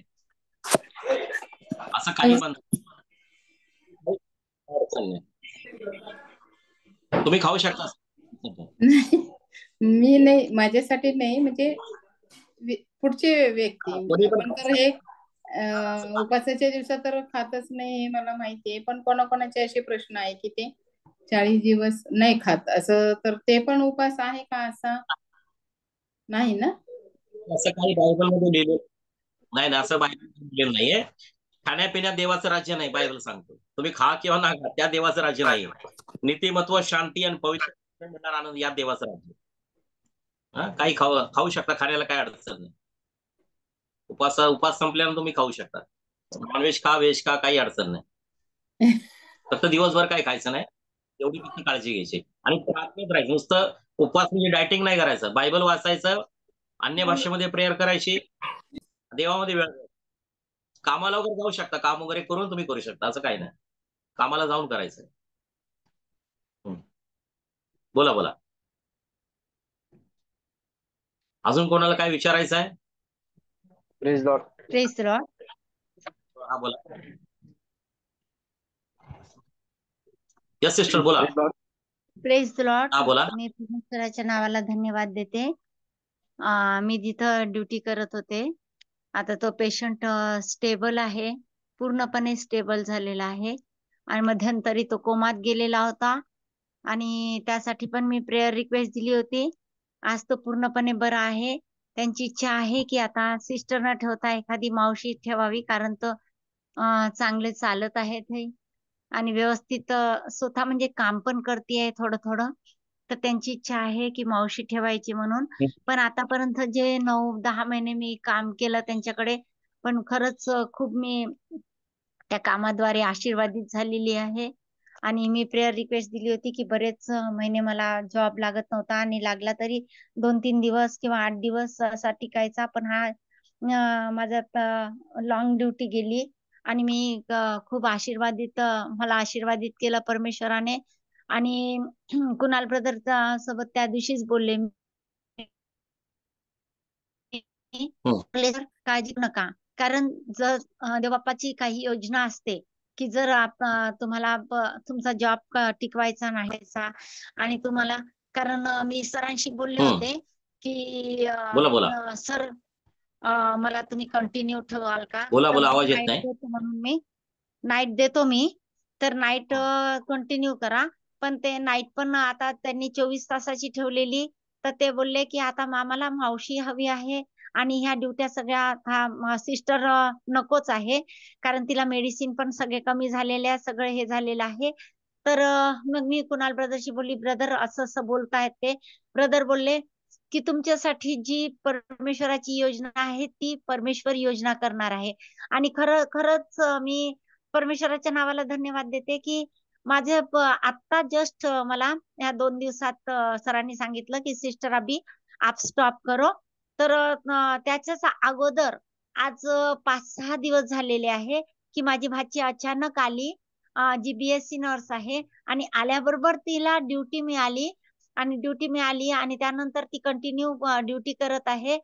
तर मी कुणाल ब्रदरशी बोलली असं तसं, पण कुणाल ब्रदर बोलले की सिस्टर तुमचा जॉब हा स्टॉप होणार होता, पण परमेश्वराने पहिलेच योजना केली की तुमच्या भाचीला बोलवलं आणि तुमची भाची कंटिन्यू जॉब करत आहे, म्हणजे तुमच्या घरामध्ये अर्निंग ही म्हणजे येतच आहे, स्टॉप झालेली नाहीये. हा परमेश्वराची योजना आहे, परमेश्वराचा आशीर्वाद आहे.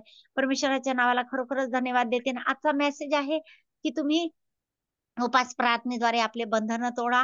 आपले खरोखर आजपर्यंत म्हणजे कसं उपास करायचा, प्रार्थना करायची, ह्या प्रत्येक वेळेला ऐकत होतो की उपास प्रार्थना करायची, उपास प्रार्थना करायची, पण आज त्यातलं मर्म पास्टरांनी इतक्या सहज रीतीने सांगितलं आणि त्याचं महत्व आणि त्याचा उद्देश काय आहे हे आज छान डीप रीतीने शिकवायला मिळालं. परमेश्वराच्या नावाला धन्यवाद देते मी. Amen. Praise the Lord. Thank you pastor. प्रभू God bless sister, God bless you. Yes, अजून कोणाला काय विचारायचं आहे? Praise Lord. Praise Lord. देवाला धन्यवाद. सुंदर मेसेज होता आणि मी सुद्धा बऱ्याच वेळा उपासाविषयी बोललो आहे त्या ग्रुपवर आपल्या. आणि उपवास करून प्रार्थना करणं खरंच ते महत्वाचं आहे, कारण त्याच्याद्वारे भरपूर आपल्याला काही फायदे आहेत. आणि मी स्वतः त्या गोष्टी अनुभवल्या आहेत आणि नक्कीच तुम्हाला त्या उत्तेजित करतील सर्वांना. की मला फक्त सांगायचं होतं की मी माझ्या मंडळीसाठी ज्यावेळी देवाकडे मागितली मला प्रार्थना करायची आहे, उपास प्रार्थना करायची आहे प्रभू, त्यावेळी प्रभूने मला सांगितलं की उपास प्रार्थना मंडळीसाठी कंटिन्यू करायला पाहिजे.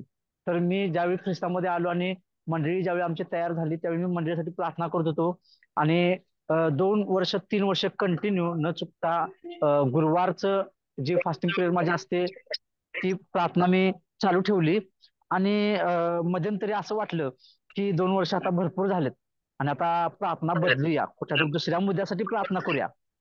परंतु ज्यावेळी प्रार्थनेला बसून म्हणलं प्रभू मला आता प्रार्थना बदलायची आहे, प्रभू आता मला दुसऱ्या मुद्द्यासाठी प्रार्थना करायची आहे, तू मला दाखव की मला कुठल्या गोष्टीसाठी प्रार्थना करायची आहे. तर प्रभूने म्हणले नाही, तुला अजून मंडळीसाठीच प्रार्थना करायची आहे. पण मला त्या योजना समजल्या नव्हत्या की का मला मंडळीसाठी प्रार्थना करायची आहे. तर मला त्या कुठल्याच योजना समजल्या नव्हत्या. पण मी ज्यावेळी जे ठराविक मुद्दे होते ते कंटिन्यू 2 वर्ष 3 वर्ष मी देवाकडे मागत होतो. आणि त्या गोष्टी अशा होत्या की त्या अशक्य गोष्टी खरोखर देव जसं म्हणतोय की शक्य करून दाखवते, आणि देवाने त्या शक्य करून दाखवल्या.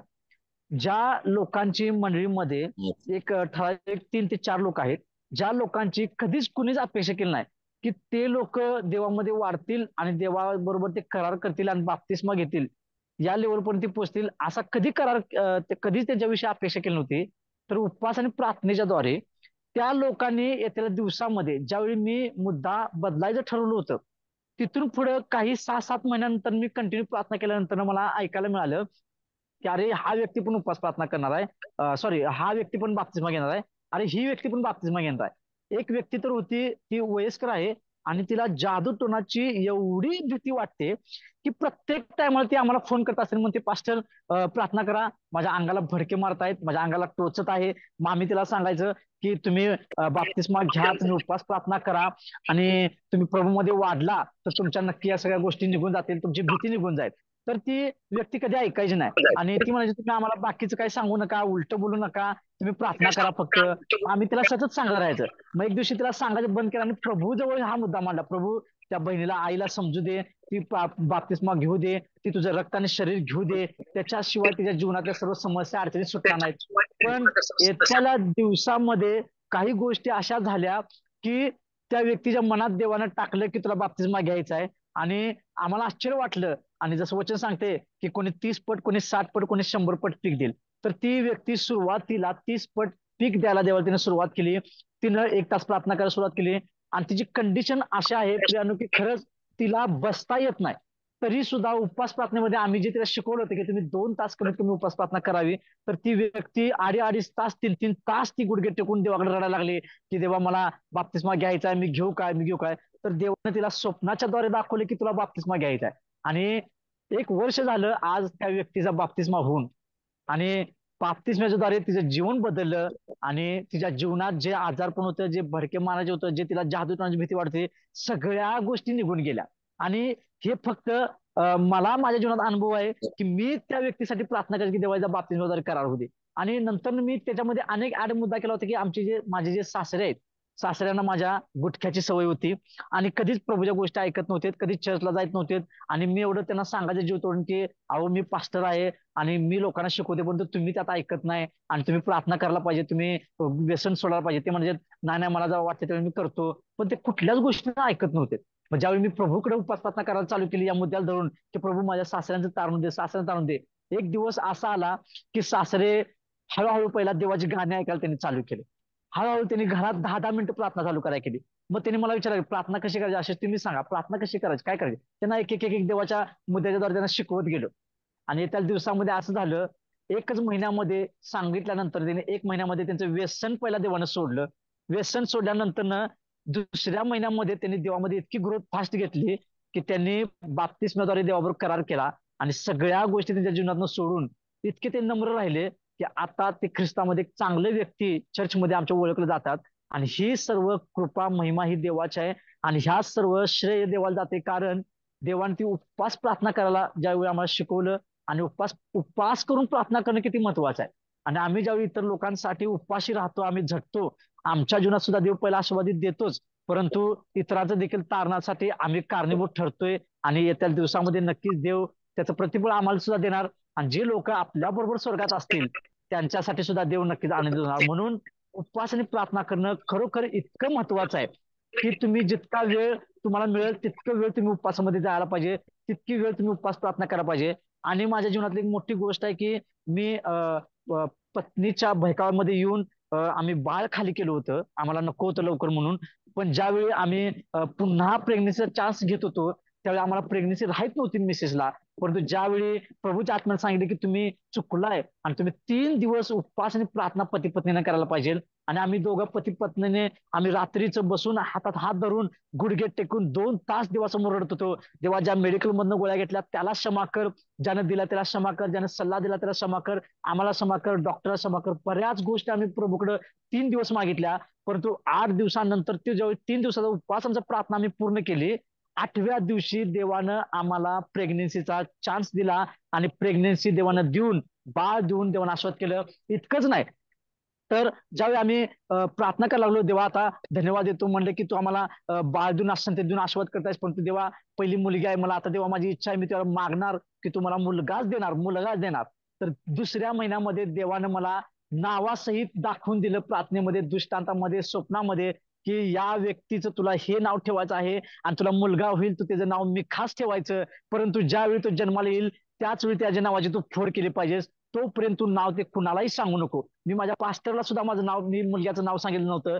आणि ज्यावेळी बरीच लोक बऱ्याच प्रेग्नेन्सी राहिल्यानंतर डिलिव्हरी होईपर्यंत बरीच लोक निगेटिव्ह शब्द बोलते ते की मुलगीच होणार, तिचं पाय सुजाल्यात, तुझ्या मिसेसचं पाय सुजाल्यात, तुझं पोट असं आहे, खाली आहे, वर आहे, बऱ्याच गोष्टी. मग मी म्हणलं येशूच्या नावामध्ये यांचे शब्द रद्द होऊ द्यात, कॅन्सल होऊ द्यात, त्याने काय पण म्हणत असेल प्रभू, परंतु तू मला जे दाखवलेस माझा फक्त त्याच्यावरच विश्वास आहे. आणि ज्यावेळी डिलिव्हरी झाली आणि डिलिव्हरी झाल्यानंतर सगळी डिलिव्हरीच्या वेळी सुद्धा डॉक्टरचा निरोप ऐकण्यासाठी सगळे धडपडत होते. आणि तिथं सुद्धा काही लोक म्हणलीत मुलगी होणार बघ, आणि असू दे, कशाला मुलगा पाहिजे आणि मुलगीच बरी असते. आम्ही म्हणलं नाही, जो माझा प्रार्थनेचा वंश आहे तो देव देणार, कारण की प्रार्थनेचा सेवक मला पाहिजे, माझा वंश पुढे वाढला पाहिजे प्रार्थनेमध्ये. मला माझ्या घराण्याचा किंवा प्रॉपर्टीचा वंश वाढवायचा नाही, तर देवाच्या सेवेचा वंश वाढवायचा आहे. आणि देव मला मुलगा देणार हे मला ठाऊक आहे. आणि जी निगेटिव्ह लोक बोलणारी होती ती तिथं होती आणि त्यांची इच्छा होती की मुलगी व्हावी, परंतु देवानं त्यांना लज्जित आणि फजित केलं माझ्या समोर. आणि ज्यावेळी नर्स आली त्यावेळी तिनं सांगितलं तुम्हाला मुलगा झालाय. मी त्याच क्षणाला तिथं गुडघे टेकले आणि देवाला धन्यवाद दिला. म्हणलं देवा, तू दाखवलेलं कधी व्यर्थ जाणार नाही, तू सांगितलेलं कधीही खोटं ठरणार नाही. आणि मी देवाला इतका धन्यवाद दिला, त्याच क्षणाला माझ्या डोळ्यामध्ये पाणी भरलं, आनंदाचे अश्रू भरले. आणि त्यावेळी देवाचं महात्म्य मी जाणवलं. आणि ज्यावेळी नामकरणचा दिवस आला त्याच वेळी मी सगळ्यांना सांगितलं की प्रभूने हे नाव मला ऑलरेडी सुचवलेलं आहे. हा मिका संदेशाचा आहे. राज्याची उलटापालट करणार, देशाची उलटापालट करणार आणि सेवेची सुद्धा उलटापालट करून तो जाणार. त्या उद्देशानेच मी त्याचं नाव ठेवलं आणि आज माझ्या मुलाचं नाव मी मिकाच ठेवलं. आणि हे सर्व गोष्टी घडल्या, हे सर्व चमत्कार झाले फक्त आणि फक्त उपवास आणि प्रार्थनेमुळे झाले. वैयक्तिक प्रार्थनेमुळे झालेला नाही, उपवास आणि प्रार्थनेमुळे झालेला आहेत. म्हणून उपवास प्रार्थना तुमच्या जीवनामध्ये तितकीच महत्वाची आहे, जितके की पास्टरने खूप सुंदररित्या सांगितले की आशीर्वाद सुद्धा येतात आणि शापातून सुद्धा मुक्तता येते. आणि काही गोष्टी तुम्ही मागताय उपवासामध्ये, सोन्याच्या धुपाटण्यामध्ये जसं वचन सांगते त्याप्रमाणे तुमची प्रार्थना देवासमोर सादर होते आणि तुम्ही तुमची प्रार्थनेद्वारे तुम्ही आशीर्वादित होता. म्हणून आमच्या जीवनामध्ये उपवास आणि प्रार्थना तितकीच महत्वाची आहे. म्हणून जितकं होईल, जेवढं जास्त होईल तितकं तुम्ही उपवास प्रार्थना केली पाहिजे. कुणी आम्ही या दिवसामध्ये कुणी देवाला म्हणू नये की आम्हाला वेळ मिळाला नाही प्रभू म्हणून आम्ही उपवास प्रार्थना केली नाही. आज मी माझा मोठेपणा सांगत नाही, परंतु तुम्हाला त्या गोष्टी करा म्हणून 1-2 मिनिटात सांगतो की माझा जॉब सकाळी 5:30 वाजता चालू होतो आणि रात्री 9 वाजता संपतो. परंतु आम्ही घरला गेल्यानंतर रात्री 10 वाजता मी उपवास प्रार्थनेला बसतो माझ्या दिवशी. आणि 12-12, 1-1 वाजता माझी प्रार्थना संपते. डोळ्यामध्ये झोप असते, डोळे लाल होतात, पाणी येत असतं, सर्व गोष्टी मी बाजूला ठेवतो आणि प्रभूला एकच सांगतो, प्रभू झोप आल्या परंतु मला तू त्या झोपेतून जागे कर, मला तुझ्यासोबत बोलायचं आहे. मी 12-12, 1-1 वाजेपर्यंत माझी उपवास प्रार्थना संपवतो आणि माझा उपवासाचा दिवस मी कधी चुकवत नाही. आणि त्या उपवासामध्ये मी राहून देवाची सेवा करायला लागलोय तर देव त्याच्यामध्ये मला उत्सुकता देतो, उपवासामध्ये मला चालवतो. आणि जितकी झोप मला अगोदर आलेली असते उपवास प्रार्थना केल्यानंतर तितकंच मला पुढचे 2 तास मी फ्रेश होते की माझी झोपच कुठे पळून जाते मला समजत नाही. आणि हे सर्व देवाचं गौरव आहे आणि देव आमची प्रार्थना ऐकतो, देव आमची तळमळ पाहतो आणि देव त्या पद्धतीने आम्हाला सहाय्य करतो. म्हणून उपवास आणि प्रार्थना करणं महत्वाचं आहे. उपवास पण धरणं महत्वाचं आहे आणि प्रार्थना पण करणं महत्वाचं आहे. आणि उपवासामध्ये जास्तीत जास्त देवाला आम्ही आमचं जीवन व्यतीत करणं आणि त्याच्यामध्ये वेळ घालवणं तितकंच महत्वाचं आहे. सर्व गौरव मी देवाला देतो कारण या सर्व गोष्टी देवाच्या द्वारे. Yes, praise. खूप छान, खूप छान. बघा, उपासना प्रार्थनेचं महत्व आज तुम्हाला कळलं असेल माझ्या प्रियानो. बघा, तुम्ही साक्ष ऐकूनच तुमच्या लक्षात आलं की फास्टिंग करणं किती महत्वाचं आहे आणि उपवास करणं किती महत्वाचं आहे. देवाला धन्यवाद. बरं, अजून कोणाला काय सांगायचं सांगू शकता? अजून कोणाची काय साक्ष आहे फास्टिंग प्रेयरच्या द्वारे? अजून काही कोणाला ब्रेक थ्रू मिळालेला आहे? अजून काय नवीन काय घडलेलं आहे तुमच्या जीवनामध्ये? Yes, praise Lord brother. Praise Lord. हा, प्रेज लॉर्ड. बरेच दिवसांनी मी उपासाविषयी ऐकला विषय, चांगलं वाटलं. म्हणजे माझ्या मनात एक प्रश्न होता तो विचारणार आहे तुम्हाला मी, कारण प्रश्नासाठी हा आहे नाही का, साक्ष देण्यासाठी तर वेळ कमी पाहिजे नाही का. माझा प्रश्न असा आहे की जसं बाप लेकराला बोलतो, लेकरू बापाला बोलतं, तर लेकरू ज्यावेळेस बापाला मागतं काही गोष्टी, ते उपवास करून तोंड वाकडं करून तर कधी मागत नाही का. म्हणजे रडतं पडतं आदळतं, पण उपवास करून बापाला कधी काय मागत नाही. तरी पण बाप त्याच्या खोड्या जाणतो, बाप त्याच्या गोष्टी जाणतो आणि बाप त्याला देतो. मग हे जरुरीच आहे का की माणसाने उपवास केलाच तरच देव ऐकेल, की विदाऊट उपवास पण देव ऐकतो? हा माझा प्रश्न आहे. बरोबर म्हटलं, करेक्ट म्हटले. आता तुम्ही मुलगा या नात्याने जर वडिलांकडे मागताय तर फास्टिंगची काय तुम्हाला गरज नाहीये. रिअल सांगतो, तुम्ही मुलगा या नात्याने जर देवाला मागताय हक्काने, जे तुमच्या वैयक्तिक गरजेसाठी, पर्सनल लाईफ विषयी सांगतो, तर तुम्हाला देव त्या मुलाच्या नात्याने विदाउट फास्टिंग पण देऊ शकतो प्रभू. पण जर तुम्ही मंडळींसाठी मागताय, जगाच्या हितासाठी मागताय, तर देवाच्या राज्यासाठी मागताय, तर तुम्ही फास्टिंग आणि प्रेयरच्या द्वारेच त्या मागू शकता. आपण इस्रायल शास्त्राचं पाहतोय, इस्रायल शास्त्राने स्वतःसाठी फास्टिंग प्रेयर नव्हती केली. त्यांनी पूर्ण इस्रायल लोकांना त्या पापाच्या बंधनातून बाहेर पडण्यासाठी त्यांनी सगळ्या मंडळींना उपवास करण्याचं डिक्लेअर केलं आणि प्रेयर केली. इस्तरने पण सगळ्या मंडळींच्या सुटकेसाठी फास्टिंग केली, ना स्वतःच्या पर्सनल सुटकेसाठी. लक्षात येते का? तर स्वतःसाठी तुम्ही जेव्हा मागता, तर असं नाही की तुम्ही तुमच्या मुलाला म्हणणार बाळा तू उपवास कर आणि मग ती तुला खायला देतो किंवा तुला हॉटेलला घेऊन जातो, असं वडील नाही कधी म्हणत. कारण ते वडील आणि मुलाचं प्रेम असतं, त्याला फास्टिंग आणि प्रेयरची गरज नाहीये. वडील आणि मुलाचं नातं जेव्हा असतं. पण जेव्हा तुम्ही युनिव्हर्सल साठी म्हणजे सगळ्या जनहितासाठी जेव्हा तुम्ही देवाकडे मागता, तेव्हा त्यावेळेला तुम्हाला फास्टिंग आणि प्रेयर करणं गरजेचं आहे. हा देवाचा युनिव्हर्सल लॉ आहे. लक्षात आलं का? तुम्हाला उत्तर सापडलं का तुमच्या प्रार्थनेचं? नाही ब्रदर, तुम्ही बरोबर बोललेत आणि ऍक्च्युली हे उत्तर रास्त पण आहे. पण तिकडचे लोक जे आहेत ते वैयक्तिक प्रार्थनेतून पुढे जातच नाही, सरकतच नाही. त्यांना बाकीचं काही दिसतच नाही. माझं घर, माझं प्रपंच ह्याच्या पलीकडे दिसत आहे आणि त्यासाठी ते उपास करत बसतात. आता मी एका मुद्दाम बोललो माहितीये का, कारण की माझे काही असे लोक आहेत, म्हणजे ते पण ऐकतात. त्याचं तर ते उदाहरण सांगतो, हा ऐका. मग ते आता 7 ते 11 वचन त्याचं उत्तर लिहिलेलं आहे. मग ते याचा 7 ते 11 वचन, जर तुमच्या मुलाने तुम्हाला भाकर मागितली तर तुम्ही त्याला धोंडा देत नाही, मासा मागितला तर त्याला साप देत नाही, तर तुम्ही वाईट असून तुमच्या मुलांना चांगल्या देणग्या देण्याचं कळतं, तर जे स्वर्गीय पित्याकडे मागतात त्यांना तो ती विशेष करून पवित्र आत्मा देईल. म्हणजे वडील या नात्याने जेव्हा आम्ही मागतो मुलाकडे, मुलगा मागतो वडील या नात्याने, तेव्हा देव म्हणत नाही की तू फास्टिंग कर मग मी तुला देतो. तर त्या तसं कुठं वचनात नाही लिहिलेलं. वडील आणि मुलगा हे नातं असं एक प्रीतीचं नातं असतं. त्यामध्ये तिथे कुठलाही हे नसतं, टर्म्स अँड कंडिशन नसते. जेव्हा वडील घरी येतात आणि मुलगा मागतो वडिलांकडनं की पप्पा मला 500 रुपये द्या, 1000 रुपये द्या, त्या वडील म्हणत नाही की बाबा तू फास्टिंग कर आणि मग मी तुला 1000 रुपये देतो. तसं नाही म्हणत. त्याच्यावर प्रेम आहे, वडील देऊन टाकतात. पण ज्या वेळेला जगासाठी येतं, सगळं युनिव्हर्सल साठी येतं, सगळ्या जनहितासाठी, त्यावेळेला फास्टिंगची गरज आहे. फास्टिंग आणि प्रेयरची गरज आहे. ठीक आहे, हे उत्तर या मागचं आहे. तुम्हाला उत्तर सापडलं? देवाला धन्यवाद. ठीक आहे, अजून कोणाला काय विचारायचं आहे?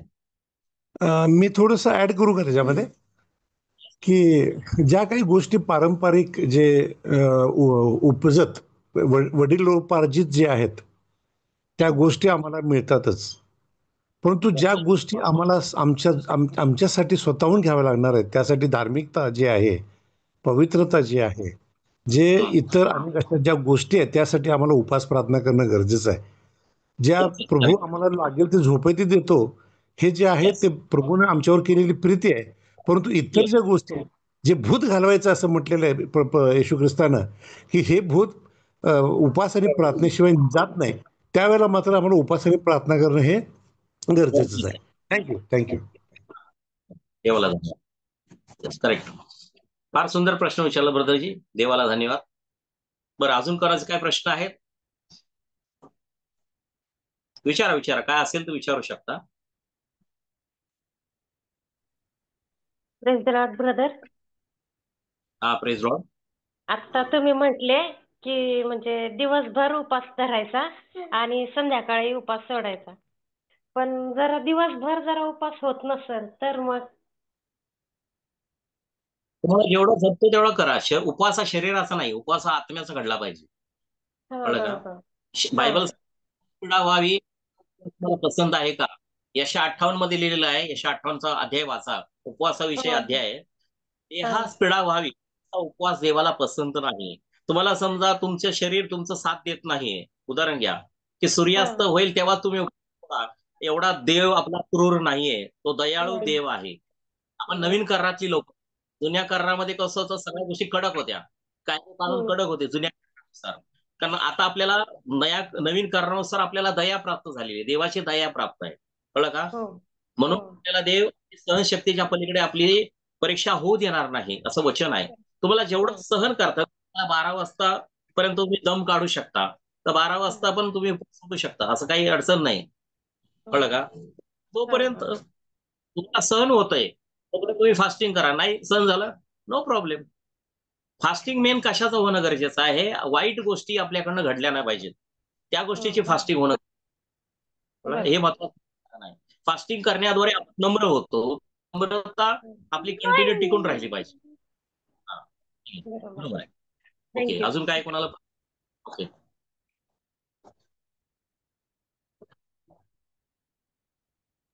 औषध वगैरे घेणाऱ्यांनी उपवास करू नये. जे आजारी पेशंट आहेत, आजारी पेशंट लोकांनी देवाची परीक्षा पाहू नये. मी विनंती करतो सगळ्यांना, कृपया उपवास नाही केला तर चालेल, देव तुमचं हृदय पारखतो. जे औषधे घेत आहेत त्यांनी धाडस करायला जाऊ नये. ठीक आहे, औषधं म्हणजे ज्यांना जे खूप मेजर ऑपरेशन झालेले, ज्यांचे भरपूर त्रास आहेत त्यांना, आणि ज्यांना उपासनी ज्यांना कधी सवय पण नाही, हे चक्कर येऊन पडतात की लोक उपवास केल्यानंतर, तर त्या लोकांनी उपवास करू नये. पण तुम्हाला उपवास करायची इच्छा, देवाला प्रार्थना करून करा, देव तुम्हाला ताकद देईल. फास्ट प्रेयर करा, देव बाप्पा मला उपवासात जेवढं जायचं आहे, तुम्हाला शक्ती सामर्थ्य दे. कारण स्वतः पौल म्हणतो फिलिप 4:13 मध्ये की माझा देव जो मला सामर्थ्य देतो त्याच्याद्वारे मी सर्व काही करण्यास समर्थ आहे. कळलं का? देव आपल्याला सामर्थ्य देतो तेवढा वेळ उपवास धरण्याचं. त्यामुळे काय काळजी करू नका, देवाला विचारून करा प्रत्येक गोष्ट. हा, ठीक आहे. अजून कोणाचा काय प्रश्न आहे? ठीक आहे, इट्स ओके. शेवटची प्रार्थना करूया. प्रभू येशू ख्रिस्ताची कृपा, देव पित्याची प्रीती आणि पवित्र आत्म्याची गोड सहभागिता इथून पुढे तुम्हा सर्व सदा सर्व असो. आमेन, आमेन, आमेन. प्रभू येशू रक्त कीजे, प्रभू येशू रक्त कीजे, प्रभू येशूच्या रक्ताचा जय जयकार असो. आमेन. Praise Lord. ठीक आहे, पुढचा वेळ आम्ही कुणाल ब्रदरांच्या हातात देते.